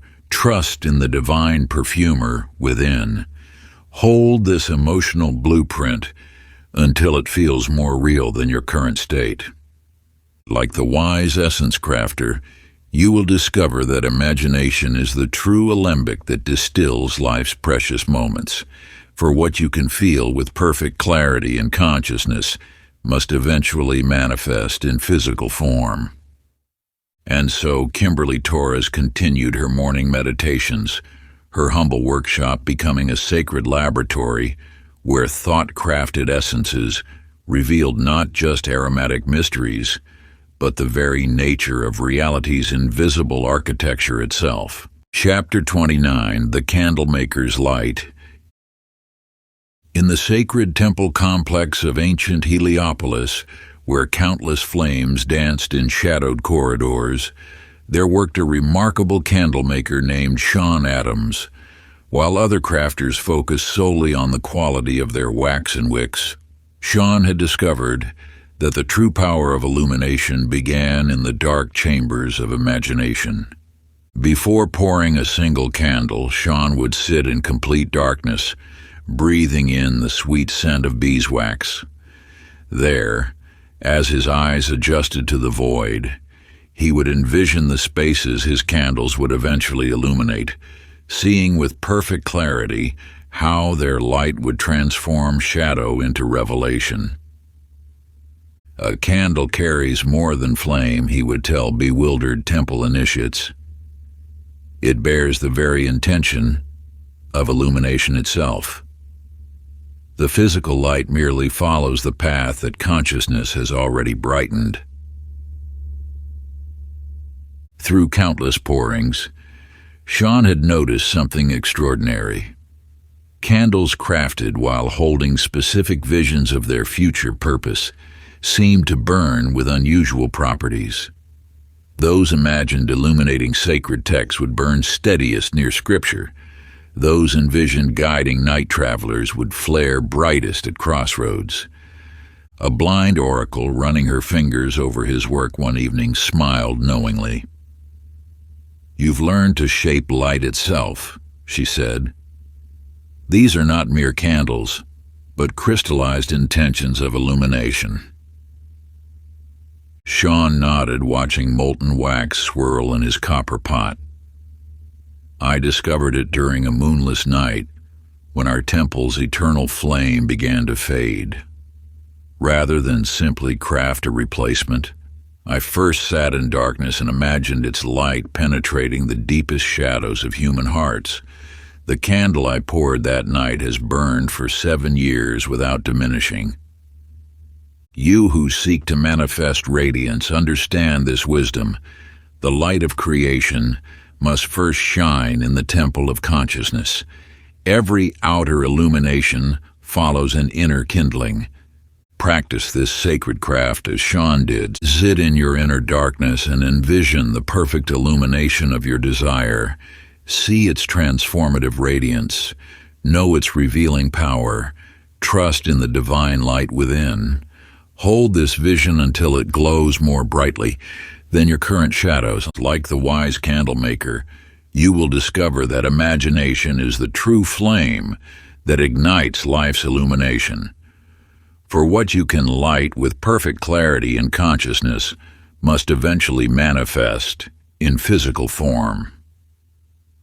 And so Sean Adams continued his daily practice, his humble workshop, becoming a sacred space where thought-crafted flames revealed not just physical radiance, but the very essence of divine illumination itself. Act 4, the inner trials, sacred tests, and initiations.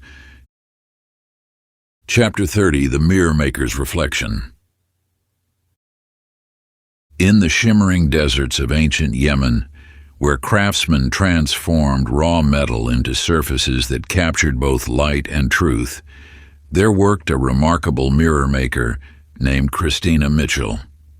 While other artisans focused solely on achieving perfect smoothness, Christina had discovered that the reflections her mirrors revealed were shaped by the truths she held in her mind while polishing. Each morning before touching her tools, she would sit before an unfinished mirror in her workshop. There, as dawn's first light crept across the sand, Christina would close her eyes and imagine the deeper realities her creation would reveal to those who gazed upon it. A mirror shows more than mere appearances, she would tell mystified merchants examining her unusual works. It reflects whatever truth the gazer is ready to witness. Our task is to create surfaces pure enough to serve as windows into the soul. Through countless hours of polishing, Christina had noticed something extraordinary when she held specific visions of revelation while working the metal. Seeing someone recognize their divine nature or glimpse their highest potential, the finished mirrors seemed to possess an uncanny ability to reveal exactly those truths to whoever looked into them. A wandering sage studying his reflection in one of her mirrors gasped in wonder. "You've learned to polish consciousness itself," he said. "These are not mere reflecting surfaces, but portals into higher understanding." Christina nodded, carefully burnishing a silver disc. "I discovered it after failing to create a mirror for the temple's inner sanctuary. That night in meditation, I stopped focusing on physical perfection and instead held a vision of absolute truth reflecting back at every viewer. When I returned to my work, the metal seemed to polish itself to impossible clarity. You who seek to manifest truth, understand this wisdom. The reflections of reality must first be polished in consciousness. Every outer revelation follows an inner recognition. Practice this sacred art as Christina did. Sit before your inner mirror and envision the perfect reflection of your desired truth. See its transformative power, know its revealing nature, trust in the divine reflection within.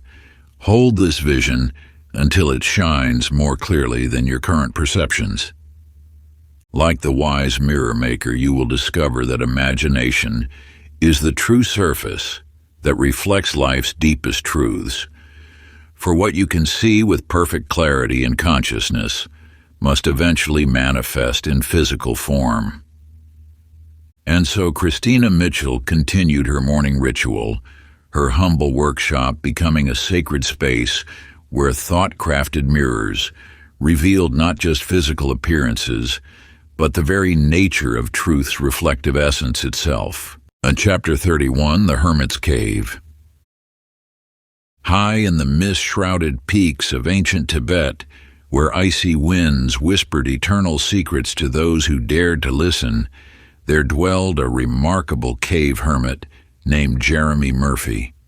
While other spiritual seekers filled their solitude with endless mantras and rigid practices, Jeremy had discovered that the true test of isolation was maintaining radiant visions while facing the void. In his simple cave, warmed only by a small fire that cast dancing shadows on rough walls, Jeremy would sit wrapped in a threadbare robe. As biting winds howled outside like hungry demons, he learned to cultivate gardens of light within his mind that no external darkness could diminish. "The cave shows you yourself," he would tell the rare pilgrim who braved the treacherous path to his dwelling. "In perfect solitude, every thought becomes a universe. Choose them with infinite care. Through countless days of isolation, Jeremy had noticed something extraordinary. When winter storms raged fiercest and his provisions ran lowest, maintaining luminous inner visions became not just survival but transcendence.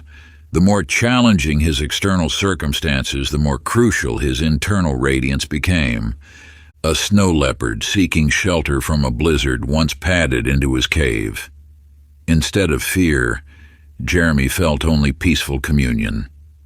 The great cat studied him with golden eyes and settled nearby, as if sensing the warmth of his inner light. The leopard taught me that true solitude is not empty, Jeremy later told a wandering llama. It is pregnant with all possibility. When I stopped fighting the silence and instead filled it with conscious light, my cave became a palace of infinite dimensions. You who seek to manifest in darkness understand this wisdom. The richest revelations bloom in the soil of solitude. Every outer circumstance bows before inner illumination. Practice this sacred art as Jeremy did. Sit in your inner cave and cultivate visions of pure light. Let external chaos rage while maintaining perfect inner peace. Trust that your consciousness creates reality even when no one witnesses it but you. Like the wise hermit, you will discover that imagination is most powerful when stripped of all distraction. For what you can maintain with perfect clarity and consciousness must eventually manifest in physical form.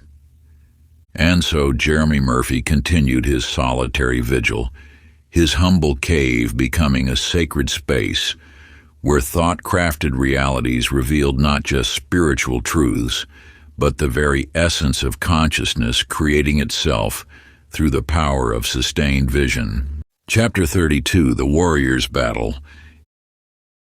In the mist-shrouded mountains of ancient Korea, where bamboo forests whispered secrets of inner power, there trained a remarkable temple warrior named Brittany Rodriguez. While other fighters honed their physical weapons, Brittany had discovered that true victory was first carved in the jade chambers of imagination. Before each combat trial, she would kneel in the temple's warrior meditation hall, where ancient masks of fierce guardians lined the walls. There, as incense spiraled toward the heavens, Brittany would close her eyes and let her mind become the battlefield where triumph was already certain. The fight is won or lost before the first strike, she would tell doubting initiates. Physical combat merely confirms what consciousness has already determined.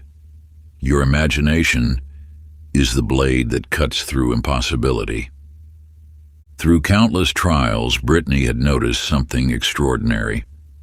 When facing overwhelming odds, whether 10 opponents or seemingly insurmountable challenges, victory always followed the path she had already walked in her mind. Those battles she had won in imagination manifested that same victory in the physical realm. An aging master, watching her move through a crowd of attackers with impossible grace, nodded in understanding. "You've learned to defeat reality itself," he said. "These are not mere combat techniques, but the power to reshape what others call inevitable." Brittany smiled, helping a fallen opponent rise. "I discovered it during the trial of 9 dragons, when I faced 9 masters simultaneously. Instead of focusing on my fear, I spent the night before imagining every movement, every victory, every moment of triumph. The next day, my body simply followed the path my mind had already conquered. You who seek to manifest victory understand this wisdom. Every battle must first be won in the dojo of consciousness. Physical triumph follows mental mastery. Practice this sacred art as Brittany did. Sit in your inner temple and envision your perfect victory. See each detail of your triumph. Know its certainty. Trust in the divine warrior within.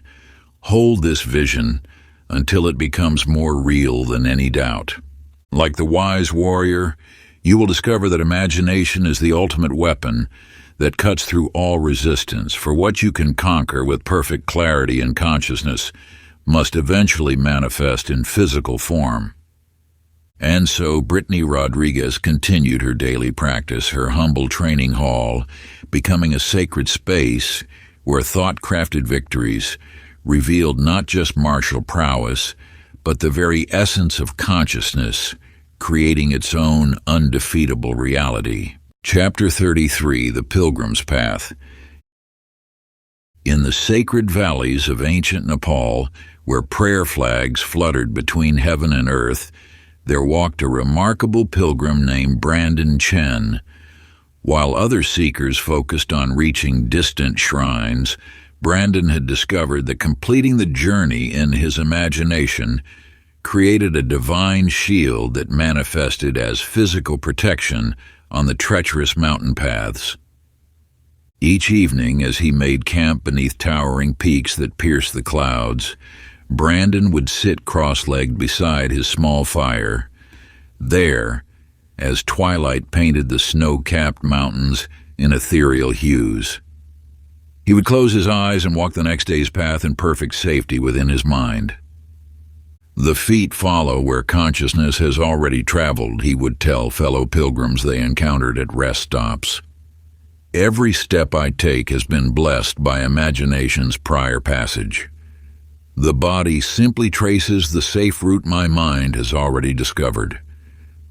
Through countless mountain crossings, Brandon had noticed something extraordinary. On days when he had thoroughly imagined safe passage, seeing every loose stone, every narrow ledge, every sudden storm, his physical journey unfolded with remarkable protection, as if divine hands guided his steps. A young shepherd boy watching Brandon navigate an impossibly narrow cliff edge during a fierce wind called out in wonder, "The mountain bows to you," he exclaimed. "It's as if you're walking on solid ground where others see only danger." Brandon smiled, helping the boy lead his goats to safer terrain. "I learned this secret when faced with the chasm of whispers, where howling winds have claimed many lives. Instead of fearing the crossing, I spent an entire night imagining myself already on the other side, feeling the joy of safe passage. The next day, a mysterious calm held the winds at bay as I crossed. You who seek to walk life's precarious paths understand this wisdom. Every journey must first be completed in the chambers of imagination. Physical protection follows mental certainty. Practice this sacred art as Brandon did. Sit in stillness and envision your perfect passage. See yourself moving through challenges with divine protection. Know your safe arrival. Trust in the pathmaker within. Hold this vision until uncertainty dissolves into absolute faith. Like the wise pilgrim, you will discover that imagination is the bridge that carries you safely across every chasm. For what you can traverse with perfect clarity and consciousness must eventually manifest in physical form. And so Brandon Chen continued his sacred journey, each mountain pass becoming a testament to imagination's power to create divine protection in the physical world, one visualized step at a time. Chapter 34, The Fasting Monk's Vision. In the sun-bleached desert monasteries of ancient Egypt, where sacred wisdom was refined through physical discipline, there lived a remarkable fasting monk named Samantha Edwards. While other ascetics measured their spiritual progress by days without food, Samantha had discovered that hunger's true purpose was to sharpen the lens of imagination.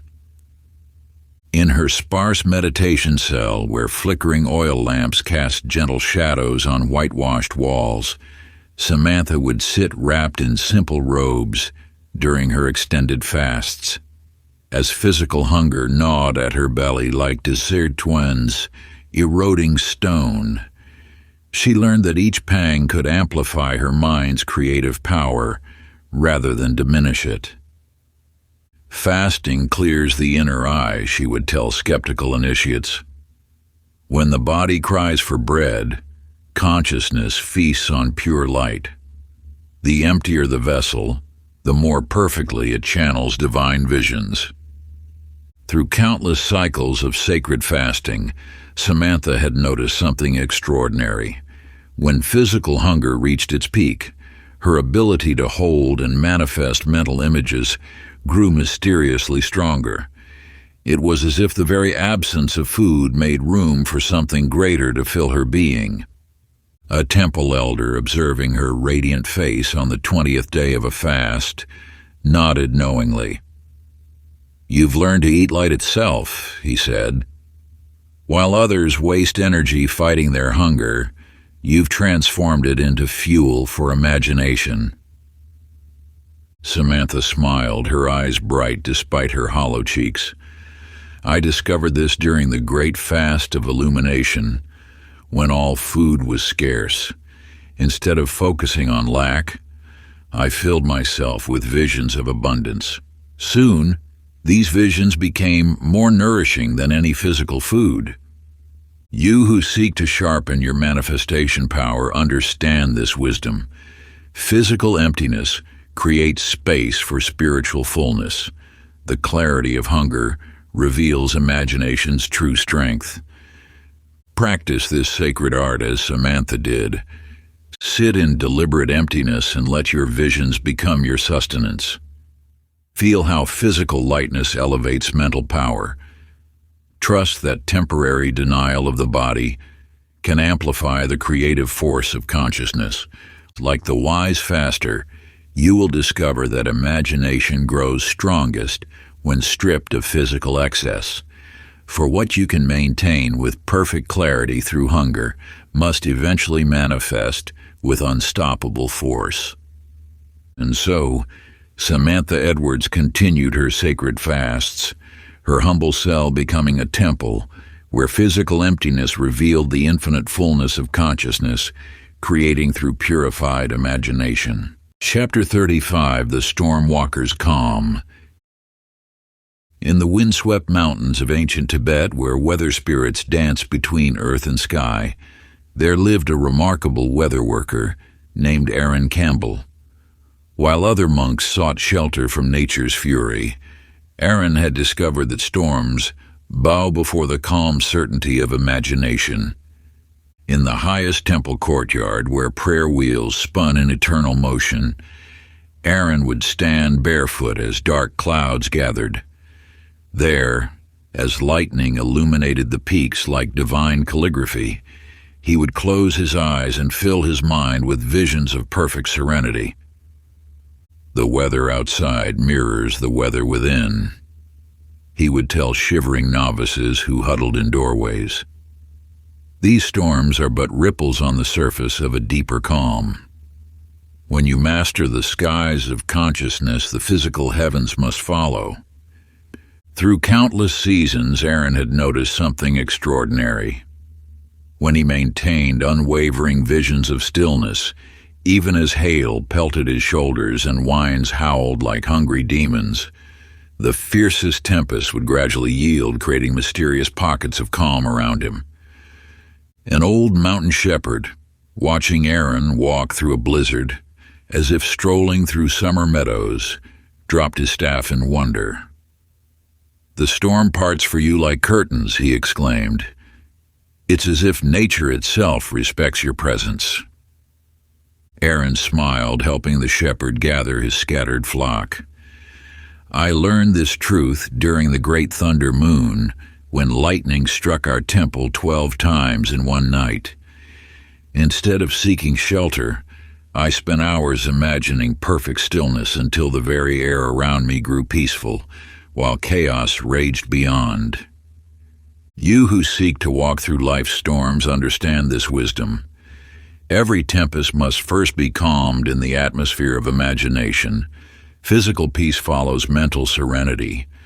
Practice this sacred art as Aaron did. Sit beneath the sky and envision perfect calm surrounding you. See storms yielding to your inner peace.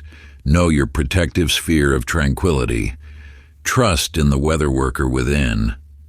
Hold this vision until turbulence dissolves into serenity. Like the wise stormwalker, you will discover that imagination is the eye of every storm, the still point where chaos cannot enter. For what you can maintain with perfect clarity and consciousness must eventually manifest in physical form. And so Aaron Campbell continued his sacred practice, each tempest becoming an opportunity to demonstrate imagination's power to create islands of perfect calm in seas of chaos, one visualized moment of peace at a time. Chapter 36, The Night Watcher's Dawn. In the hidden temple valleys of ancient Kashmir, where sacred fires burned eternal against the darkness, there served a remarkable night guardian named Tiffany Torres. While other watchers fought to stay awake through the midnight hours, Tiffany had discovered that maintaining visions of radiant dawn could literally illuminate the darkest watch. In the temple's ancient watchtower, where countless guardians before her had kept vigil, Tiffany would ascend the worn stone steps as sunset painted the valley in lengthening shadows. There, as darkness draped its heavy mantle across the land, she would kindle not just the physical watchfires, but a far more powerful flame within her mind. Night is but a veil drawn across light's eternal presence, she would tell fellow guardians during shift changes. When you learn to hold perfect daybreak in your heart, darkness becomes as transparent as morning mist. Through countless vigils, Tiffany had noticed something extraordinary. On nights when she maintained unwavering visions of luminous dawn, seeing every detail of light's triumphant return while surrounded by darkness, a mysterious radiance would begin to emanate from her very being, as if her inner light was made manifest. A wandering mystic observing her tower during the moonless midnight hour called out in amazement. "Your post glows like a star," he exclaimed. "It's as if dawn visits your tower while night still claims the valley." Tiffany smiled, sharing her heated tea with the traveler. "I learned this secret during the long dark, when clouds shrouded our valley for 30 nights. Instead of cursing the darkness, I spent each watch imagining the perfect light of dawn until that very light began shining through me. You who seek to illuminate life's darkest hours understand this wisdom. Every dawn must first break in the chambers of imagination. Physical light follows mental illumination. Practice this sacred art as Tiffany did. Sit in darkness and envision perfect light filling your being. See radiance spreading from your heart outward. Know your inner dawn's power. Trust in the light-bearer within. Hold this vision until shadows dissolve into luminous certainty. Like the wise night watcher, you will discover that imagination is the eternal flame that no darkness can extinguish. For what you can maintain with perfect clarity and consciousness must eventually manifest in physical form. And so Tiffany Torres continued her sacred vigils, each night watch becoming a demonstration of imagination's power to create islands of light in seas of darkness, one visualized ray at a time. Chapter 37, The Silence Keeper's Word. In the mist-shrouded mountains of ancient Nepal, where sacred silence hung thick as morning dew, there lived a remarkable vow-bound monk named Tyler Martinez. While other monastics struggled with their vows of silence, Tyler had discovered that ceasing physical speech actually amplified the creative power of mental words. In the monastery's meditation garden, where even birds seemed to honor the sacred quiet, Tyler would tend to delicate orchids that grew in perfect harmony with his silent presence. Though his tongue remained still, he had learned to speak to the flowers through pure imagination, watching in wonder as they responded to his unvoiced communion. The loudest voice, he would write in the sand for questioning novices, is the one that needs no sound to be heard. True power lies not in breaking silence, but in mastering the voice within. Through years of devoted practice, Tyler had noticed something extraordinary. When he directed his unuttered words with perfect clarity, imagining them taking form like dewdrops crystallizing in morning light, physical reality would shift to align with his silent commands more powerfully than any spoken instruction could achieve.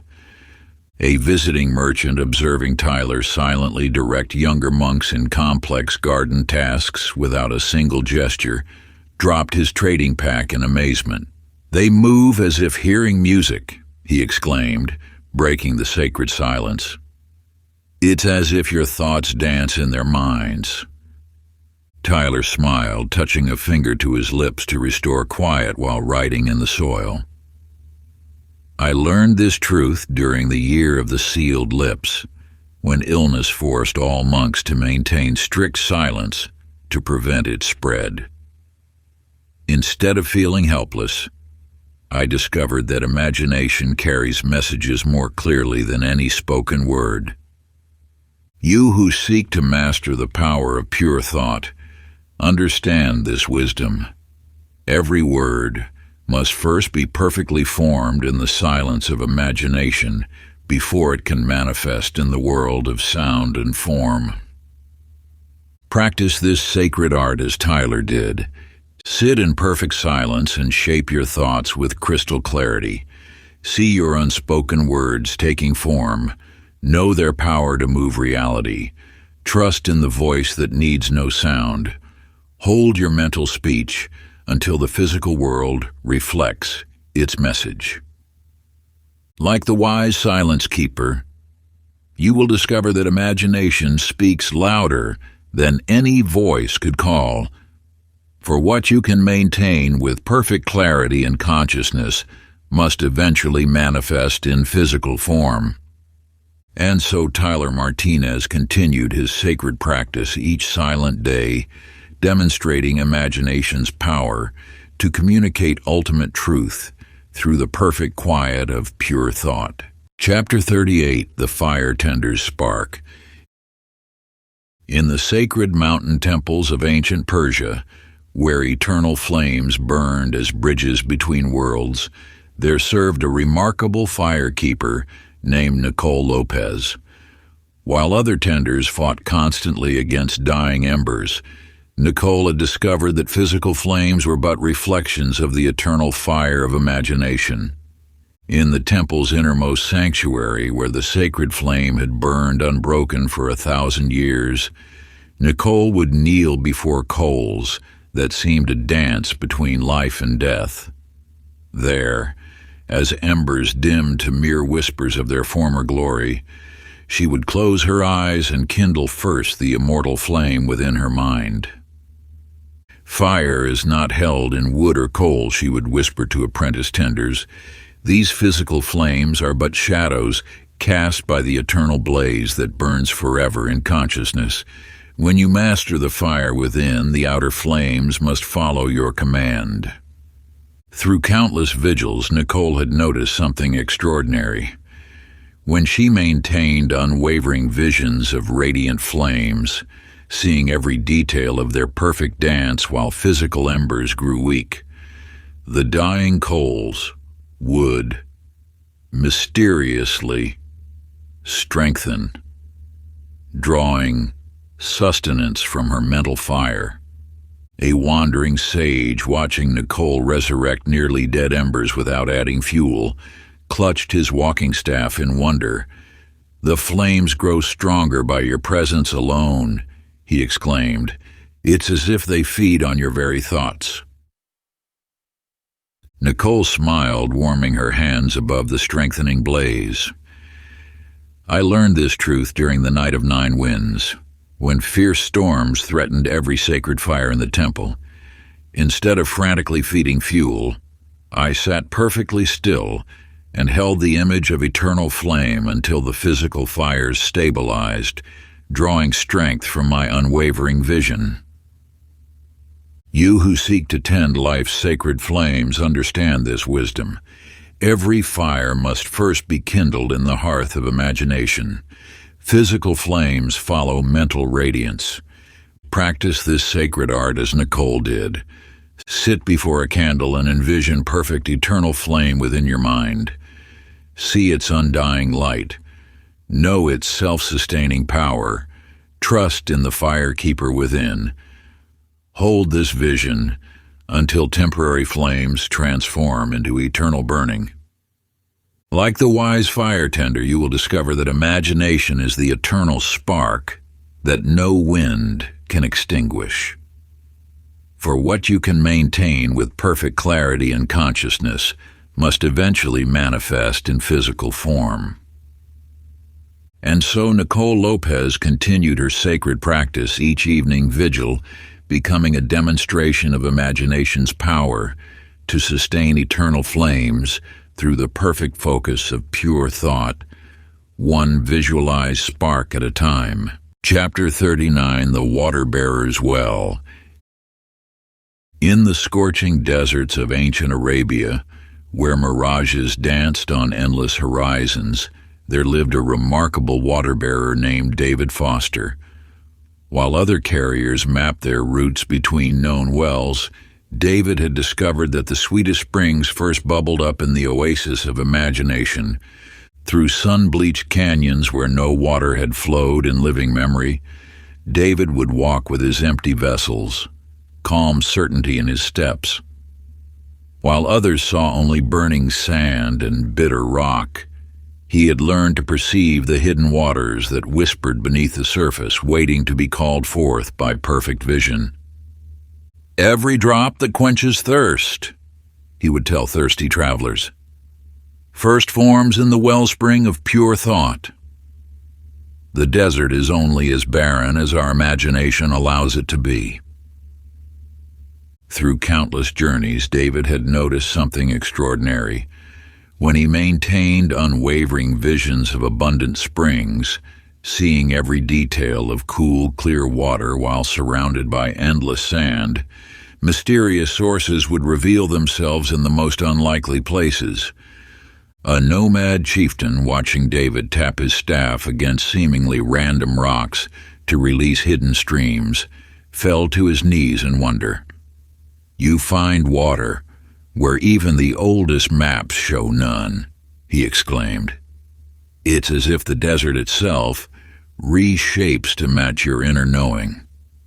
David smiled, sharing precious sips from his water skin.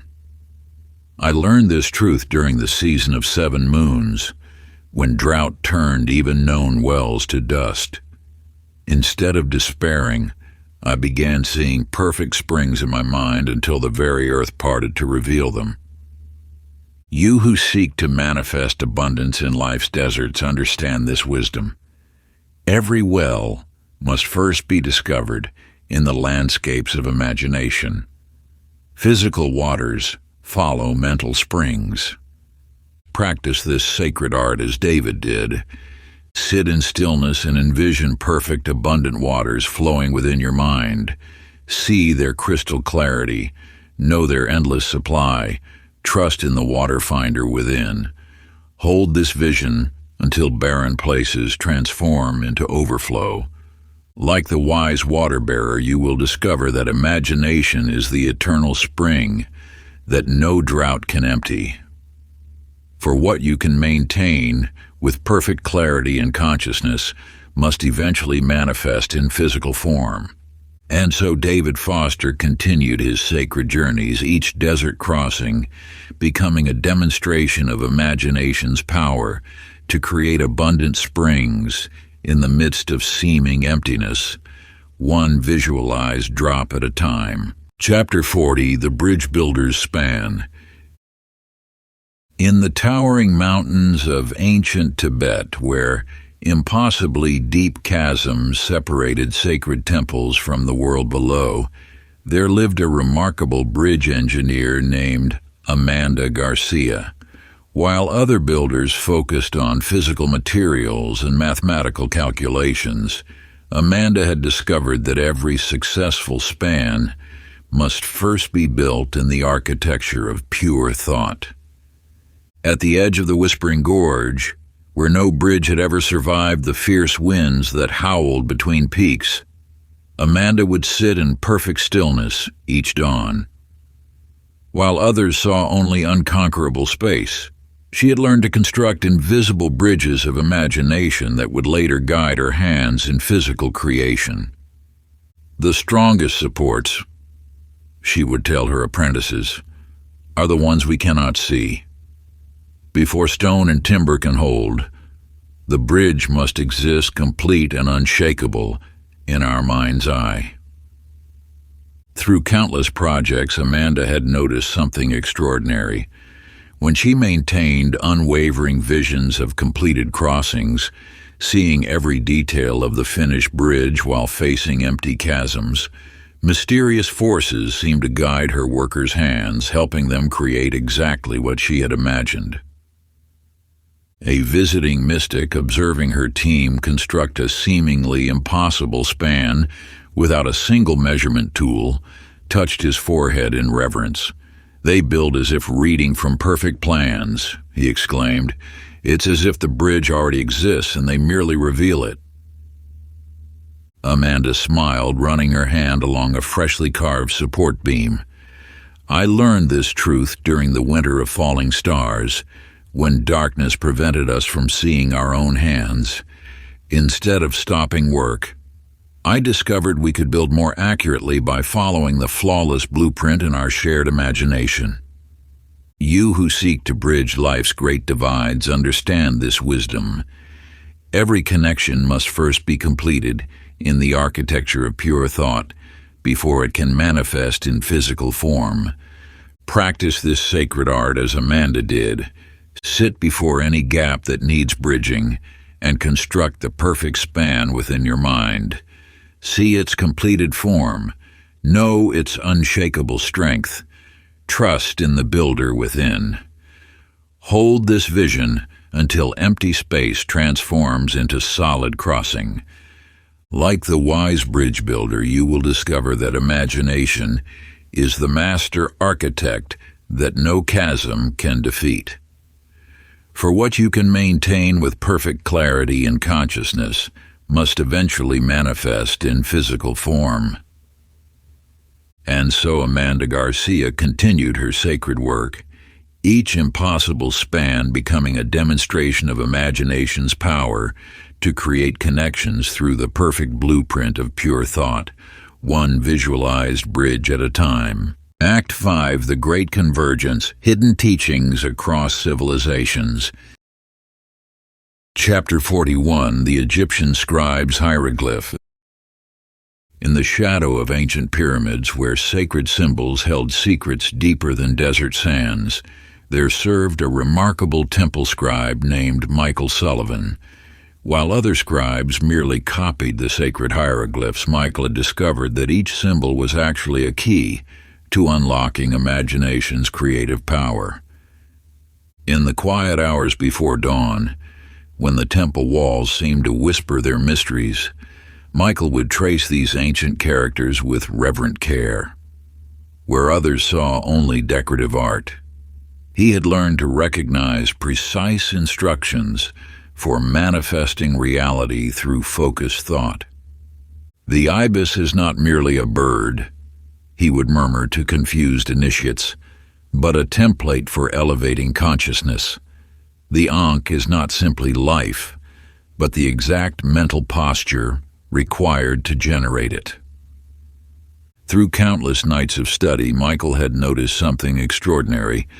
When he held the exact mental state depicted by each hieroglyph, embodying its essence rather than just drawing its form, mysterious transformations would occur in his daily life, matching the symbol's true meaning.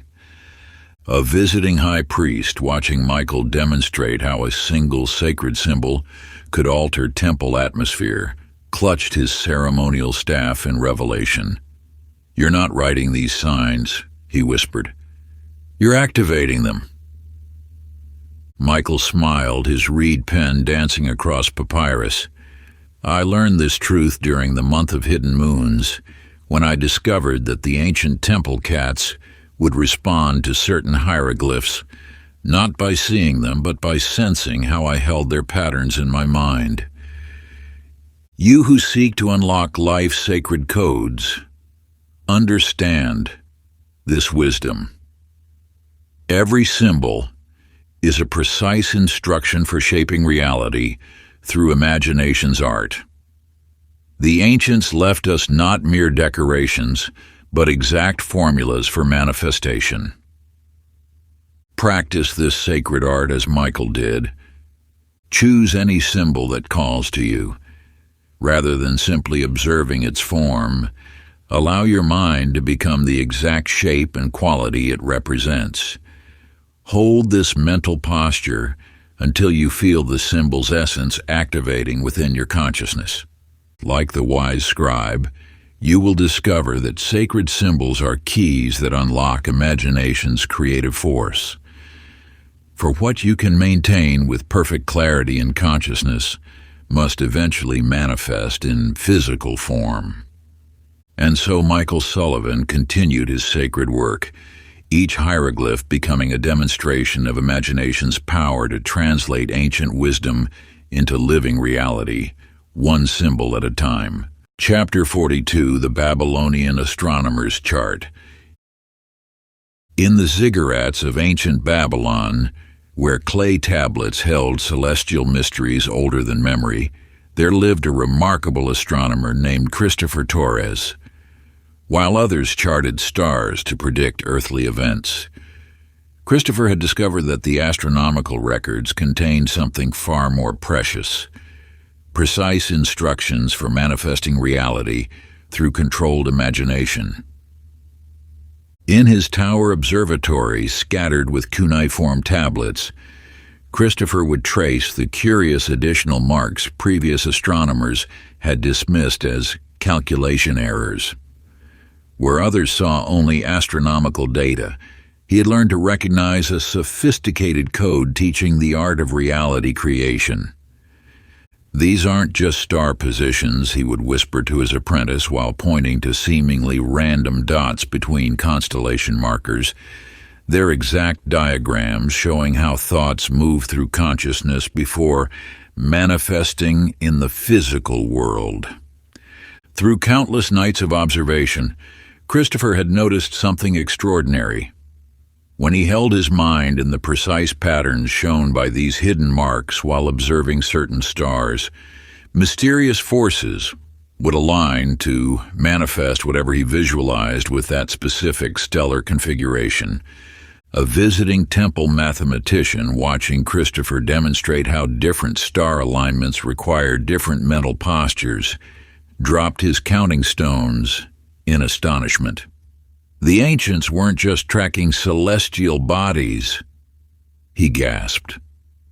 They were recording the exact science of manifestation. Christopher smiled, brushing dust from a particularly revealing tablet. "I learned this truth during the Great Conjunction, when I discovered that the strange symbols between Perseus and Andromeda weren't astronomical errors, but precise instructions for focusing consciousness to create desired outcomes. You who seek to master manifestation's sacred science understand this wisdom. The stars above are not mere lights, but eternal teachers showing exactly how thoughts must be arranged to reshape reality's fabric. Practice this sacred art as Christopher did. Gaze upward and allow your mind to adopt the exact pattern of any constellation that calls to you. Rather than just seeing the stars, become the perfect mental arrangement they reveal. Hold this precise configuration until you feel reality's threads beginning to shift. Like the wise astronomer, you will discover that the heavens contain hidden keys to unlocking imagination's creative power. For what you can maintain with perfect stellar clarity and consciousness must eventually manifest in physical form.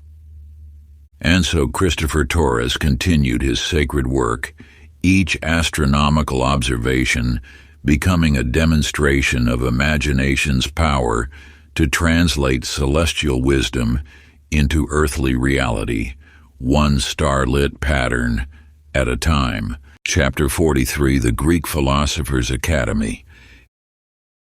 In the marble halls of ancient Athens, where wisdom echoed through columned corridors, there taught a remarkable philosophy instructor named Jessica Anderson. While other teachers debated abstract forms, Jessica discovered that Plato's ideal forms were actually precise instructions for manifesting reality through focused imagination. In her private garden classroom, where honeysuckle perfumed the air and olive trees cast dancing shadows, Jessica would guide students beyond mere intellectual understanding. Where others saw philosophical concepts, she had learned to recognize exact templates for reshaping the material world through concentrated thought. The perfect chair that Plato speaks of, she would explain while students reclined on stone benches, is not merely an abstract concept, but the exact mental image we must hold before any physical chair can manifest in its highest form. Through countless teaching cycles, Jessica had noticed something extraordinary. When students held the pure mental form of anything they wished to create, seeing its perfect essence rather than its shadowy reflection, mysterious forces would align to manifest that very perfection in physical reality. A visiting sophist, observing her students manifesting increasingly perfect creations through focused imagination, dropped his scrolls in revelation. "Philosophy isn't just theory," he whispered. "It's a practical manual for creation." Jessica smiled, touching a marble column that seemed to radiate perfection. "I learned this truth during the festival of Dionysus, when I discovered that by holding the perfect mental form of harmony, my students could bring previously impossible order to chaos. You who seek to master reality's deeper mysteries understand this wisdom. Every physical thing must first exist in its perfect form within imagination before it can manifest in its highest expression in the material world. Practice this sacred art as Jessica did. Choose any object before you. Rather than seeing its current form, hold in your mind its absolute perfect essence, its ideal form, free from all imperfection. Maintain this pure vision until physical reality begins shifting to match the perfection you hold in consciousness. Like the wise philosopher, you will discover that Plato's forms are not mere concepts, but exact instructions for unleashing imagination's creative power. For what you can maintain in perfect ideal form within consciousness must eventually manifest in physical reality. And so Jessica Anderson continued her sacred work, each philosophical lesson becoming a practical demonstration of imagination's power to translate perfect forms into physical manifestation, one ideal vision at a time. Chapter 44, The Roman Engineer's Aqueduct. In the rolling hills outside ancient Rome, where massive stone arches stretched across valleys like giant fingers reaching for the heavens, there worked a remarkable engineer named Matthew Phillips. While other builders focused on physical measurements and mathematical calculations, Matthew had discovered a profound secret. The great aqueducts were actually brought into being through precise exercises of imagination. In his humble workshop overlooking the Tiber River, Matthew would sit for hours before touching a single stone, holding perfect mental images of completed structures. Where others saw only technical challenges, he had learned to recognize that physical construction was merely the final step in a process that began in consciousness.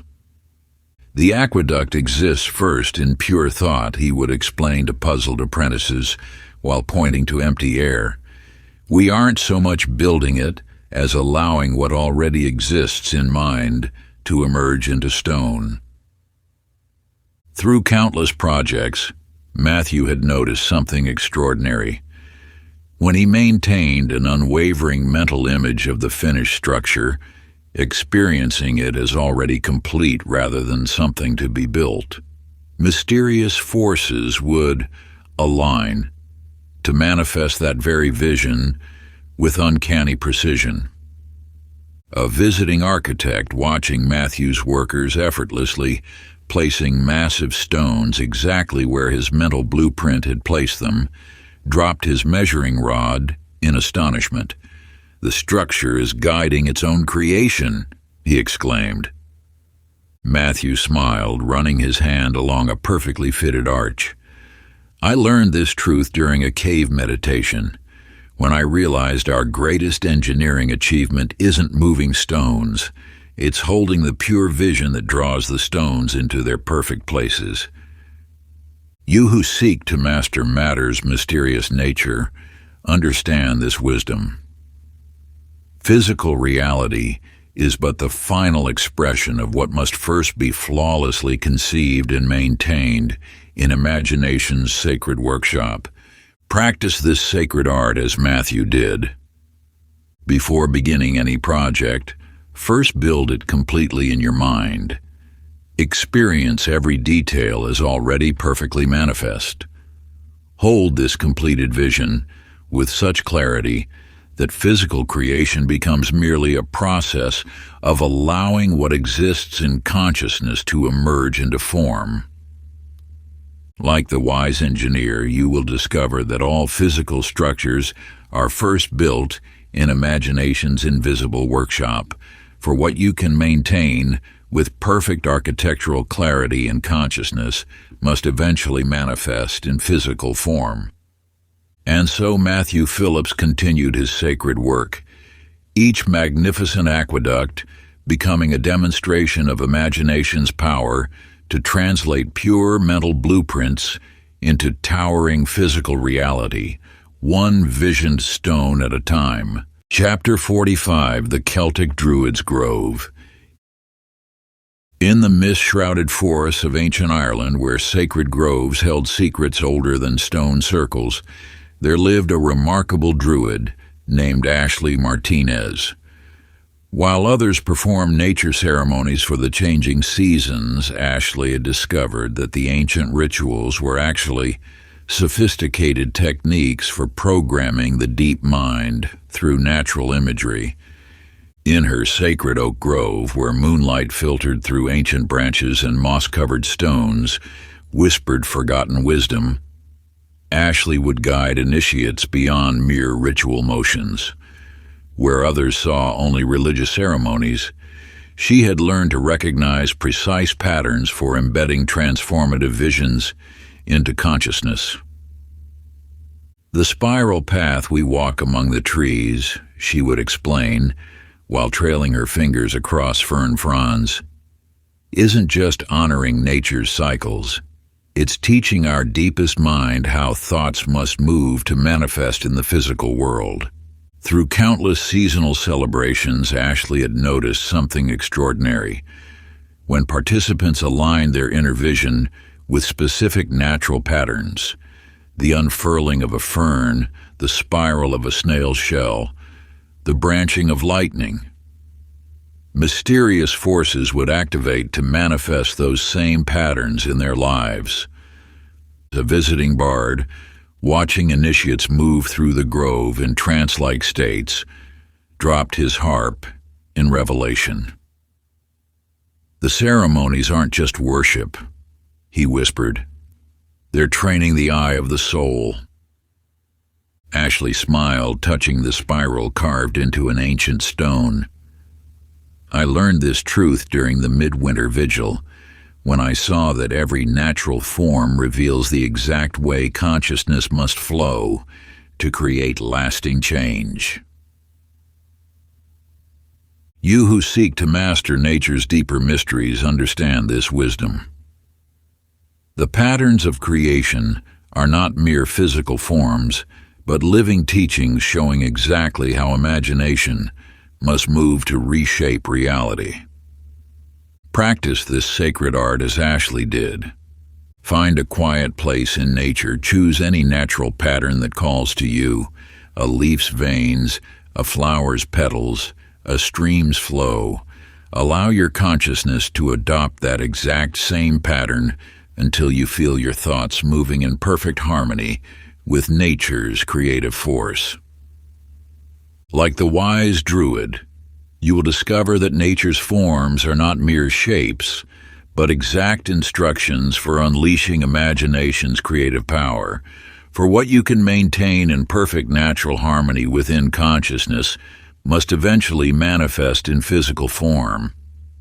And so Ashley Martinez continued her sacred work, each grove ceremony becoming a demonstration of imagination's power to translate nature's patterns into manifest reality, one sacred spiral at a time. Chapter 46, The Indian Sage's Meditation. In the sacred caves of ancient India, where silence spoke louder than words and shadows danced with enlightenment, there lived a remarkable meditation teacher named Joshua Garcia. While other masters taught rigid techniques, Joshua had discovered that all meditation practices, whether from east or west, were actually different paths to the same transformative power of directed imagination. In his cave sanctuary, where incense spiraled through shafts of dawn light and crystal formations caught rainbow fragments, Joshua would guide seekers beyond the surface of their practices. Where others saw opposing traditions, he had learned to recognize the universal language of conscious creation hidden within every approach. "The flame we watch in Buddha's practice," he would explain while seated in the lotus position, "is no different from the creative fire Egyptian priests ignited in their imagination. Only the outer form changes. The inner power remains the same." Through countless meditation cycles, Joshua had noticed something extraordinary. When practitioners moved beyond the specific technique to grasp the universal principle that focused imagination was the true agent of transformation, mysterious forces would activate regardless of the tradition being followed. A wandering yogi, observing Joshua's students achieving profound results through various approaches, dropped his prayer beads in revelation. "The techniques are just different doors," he whispered, "all opening into the same sacred chamber." Joshua smiled, touching the smooth cave wall that had witnessed thousands of transformations. "I learned this truth during a 3-day meditation, when I saw that whether one visualizes Hindu deities or Christian angels, the power lies not in the form, but in consciousness itself. You who seek to master meditation's deeper mysteries understand this wisdom. The outer method matters far less than the inner recognition that imagination, properly directed, is the universal force of transformation. Practice this sacred art as Joshua did. Choose any meditation technique that calls to you. Rather than becoming attached to its specific form, recognize it as one of many bridges to the same destination, the awakening of imagination's creative power. Allow the technique to dissolve, until only pure aware creation remains.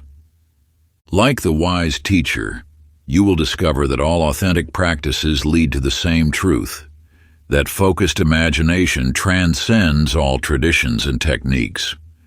For what you can maintain in pure conscious awareness must eventually manifest in physical form.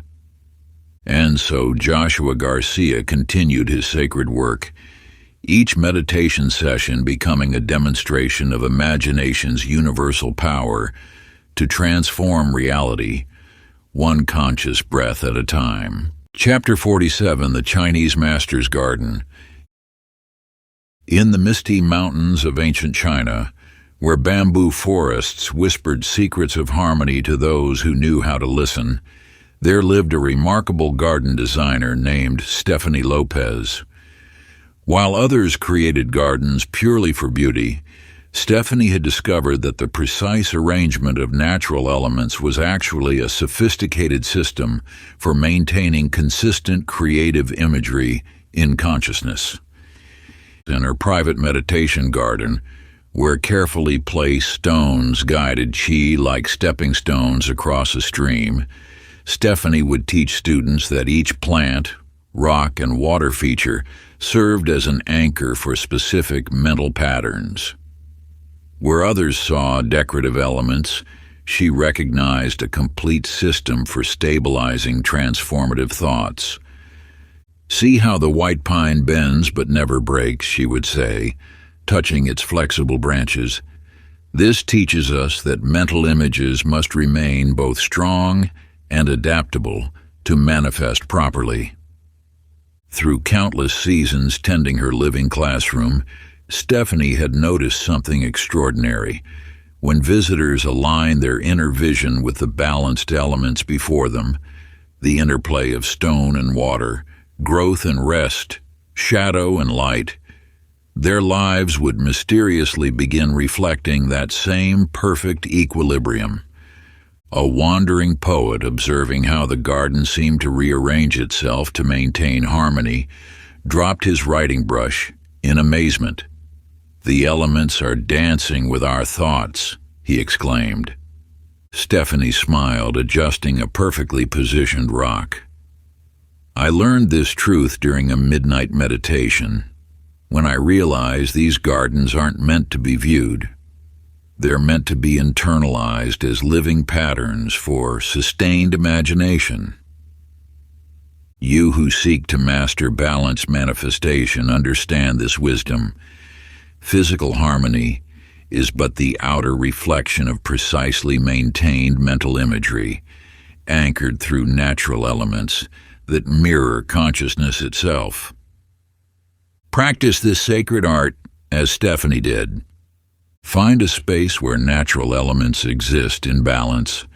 Allow each feature to teach you its lesson: the rock's stability, the water's flow, the leaf's adaptability. Let these patterns become templates for holding your creative visions with perfect equilibrium. Like the wise garden master, you will discover that natural harmony provides the exact blueprint for maintaining transformative mental images. For what you can hold in perfect balance within consciousness must eventually manifest in physical form. And so Stephanie Lopez continued her sacred work, each garden becoming a living demonstration of imagination's power to translate balanced vision into manifest reality, one mindfully placed element at a time. Chapter 48, The Mayan Priest Calendar. In the stepped pyramids of ancient Yucatan, where stone markers traced the dance of celestial bodies and sacred numbers whispered the secrets of time itself, there lived a remarkable calendar keeper named Daniel Walker.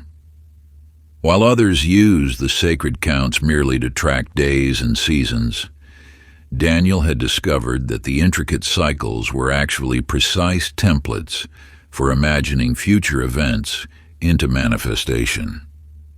In his torchlit chamber atop the highest temple, where light and shadow played across carved glyphs marking time's eternal spiral, Daniel would study the intersecting cycles of the Tzolk'in and Hob calendars. Where others saw only dates and predictions, he recognized an elaborate system for programming the deep mind to shape coming events. Each sacred number sequence, he would explain while tracing the carved spirals, isn't just marking time's passage. It's showing us exactly how long to hold specific visions for them to manifest in the proper moment. Through countless cycles of Venus and countless rounds of the sacred calendar, Daniel had noticed something extraordinary. When he aligned his inner visions with specific numerical patterns, 13 heavens, 9 underworlds, 20 sacred day signs, mysterious forces would activate to manifest those visions at precisely the right time. A visiting trader, watching Daniel configure cocoa beans into sacred counts while entering deep trance states, dropped his jade offerings in revelation. "The calendar isn't predicting the future," he gasped. "It's teaching us how to create it." Daniel smiled, touching the worn edge of his counting board. "I learned this truth during a 9-day fast, when I saw that every sacred cycle reveals the exact duration needed for imagination to crystallize into physical form. You who seek to master time's deeper mysteries understand this wisdom. The sacred counts are not mere measurements, but precise instructions showing exactly how long consciousness must maintain specific visions to reshape coming events. Practice this sacred art as Daniel did. Choose any cycle in nature, the moon's phases, the season's turn, even your own breath. Allow your creative visions to flow in perfect harmony with that rhythm, maintaining each image for its proper duration until, like a ripening fruit, it naturally manifests in physical form. Like the wise calendar keeper, you will discover that time's cycles are not mere measurements, but exact instructions for sustaining imagination's creative power. For what you can maintain in perfect temporal harmony within consciousness must eventually manifest in physical form. And so Daniel Walker continued his sacred work, each calendar calculation becoming a demonstration of imagination's power to translate temporal patterns into manifest reality, one sacred cycle at a time. Chapter 49, The Hebrew Mystic's Vision. In the hidden caves near the Dead Sea, where ancient scrolls held secrets deeper than their written words, there lived a remarkable scroll interpreter named Sarah Chen. While others read the sacred texts literally, Sarah had discovered that the prophetic visions they contained were actually systematic teachings about using imagination to connect with divine creative power. In her lamp-lit study chamber, where weathered parchments whispered wisdom across centuries, Sarah would unroll the ancient scrolls with trembling fingers.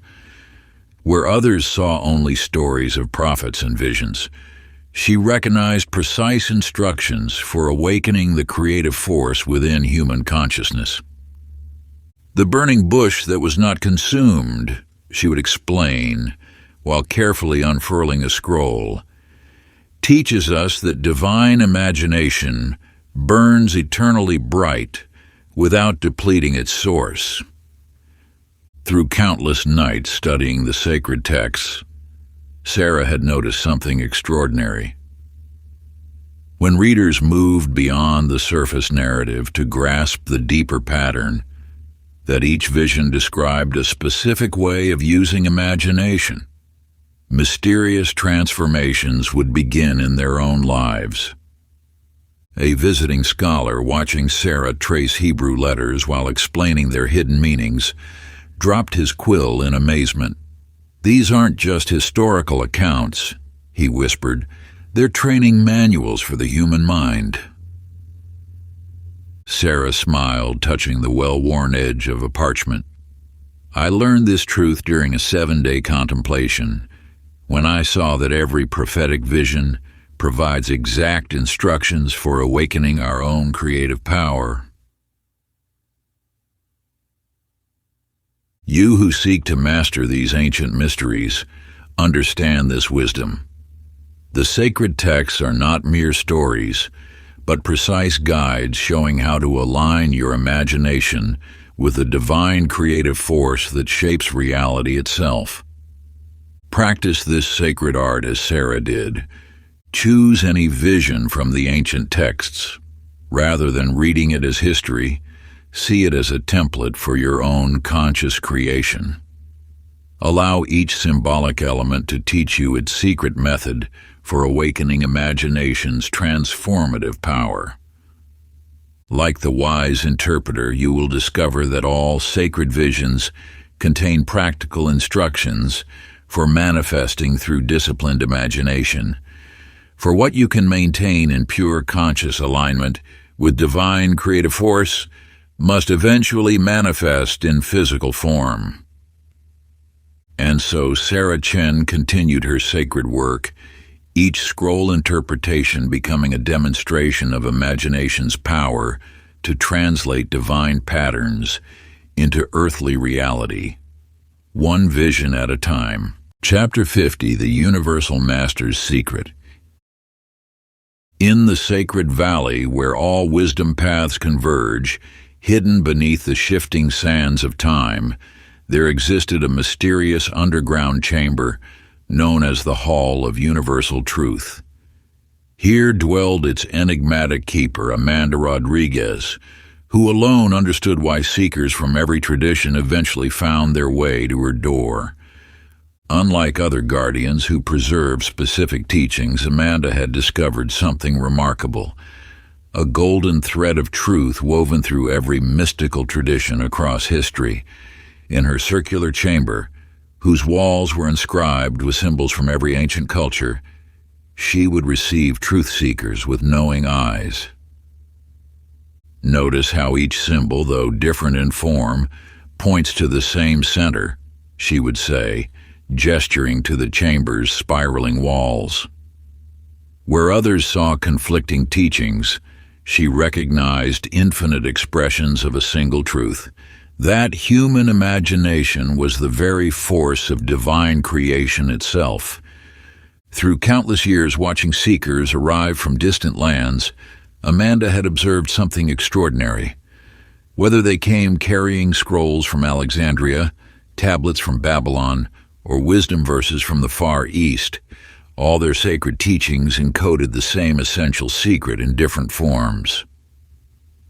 A wandering mystic studying the chamber's convergent patterns while seeking ultimate truth fell to his knees in revelation. "Every tradition is teaching the same thing," he whispered, "just through different symbols." Amanda smiled, touching the chamber's central pillar where all patterns merged. "I learned this truth during a 1,000-day vigil, when I saw that all paths lead to one revelation, that imagination is not separate from divine creative power, but is its very essence expressing through human consciousness. You who seek the ultimate mystery understand this wisdom. The countless teachings across time and culture are not different truths but varied expressions of the one truth, that your imagination is the divine creative force wearing the mask of individual consciousness. Practice this sacred art as Amanda did. Sit in perfect stillness and allow your consciousness to expand beyond all cultural forms and specific teachings. Feel the pure creative force that expresses through every tradition, yet transcends them all. Let your imagination merge with this universal power, knowing it is not separate from your own awareness. Like the wise keeper of universal truth, you will discover that all paths lead to this single revelation. For when you recognize imagination as the divine creative essence expressing through you, All teachings become one teaching. All practices become one practice. All truth becomes one truth. And so Amanda Rodriguez continued her sacred work, each seeker's awakening becoming another demonstration that human imagination and divine creative power were one and the same force, expressing through infinite forms yet remaining eternally, perfectly unified. Epilogue: The Eternal Chamber. In the deepest chamber beneath the ancient city of Alexandria, where the accumulated wisdom of humanity converged in mysterious patterns of light and shadow, there dwelled a remarkable truth-keeper named Jennifer Phillips. Unlike other guardians who preserved individual teachings, Jennifer had discovered why seekers who mastered all 50 chambers inevitably found their way to this final sanctum.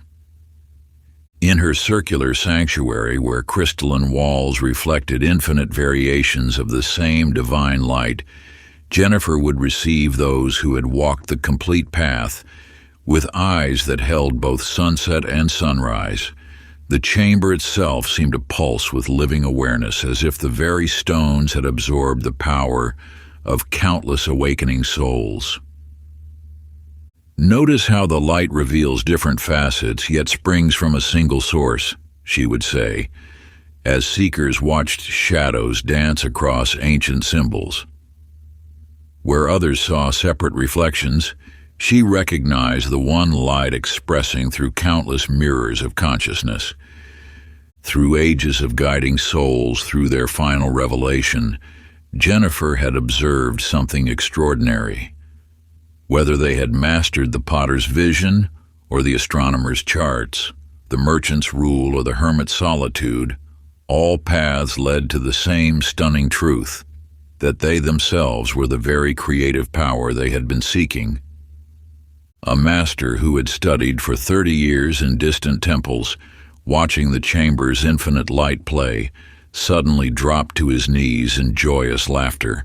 "We are not separate from the divine creative force," he exclaimed. "We are its very expression." Jennifer smiled, touching the chamber's central crystal where all light unified. "I learned this truth during the eternal moment when time dissolves, seeing that imagination is not a tool we use, but the very essence of what we are." You who have walked these 50 paths understand this final wisdom.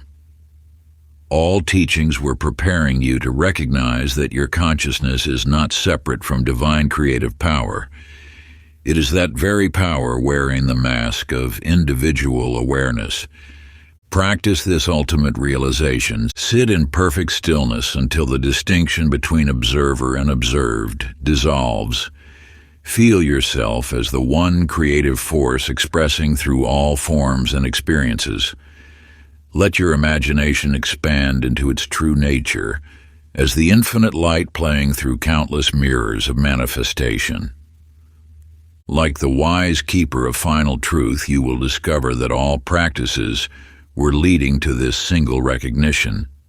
For when you realize that imagination is not something you do, but what you are, all teachings fulfill their purpose in awakening you to your true creative nature. And so Jennifer Phillips continued her eternal work, each soul's final awakening becoming another expression of the one truth, that human imagination and divine creative power were never separate, but eternally, joyously, perfectly one. If you enjoyed this exclusive audiobook, I handpicked this next book which will change your life.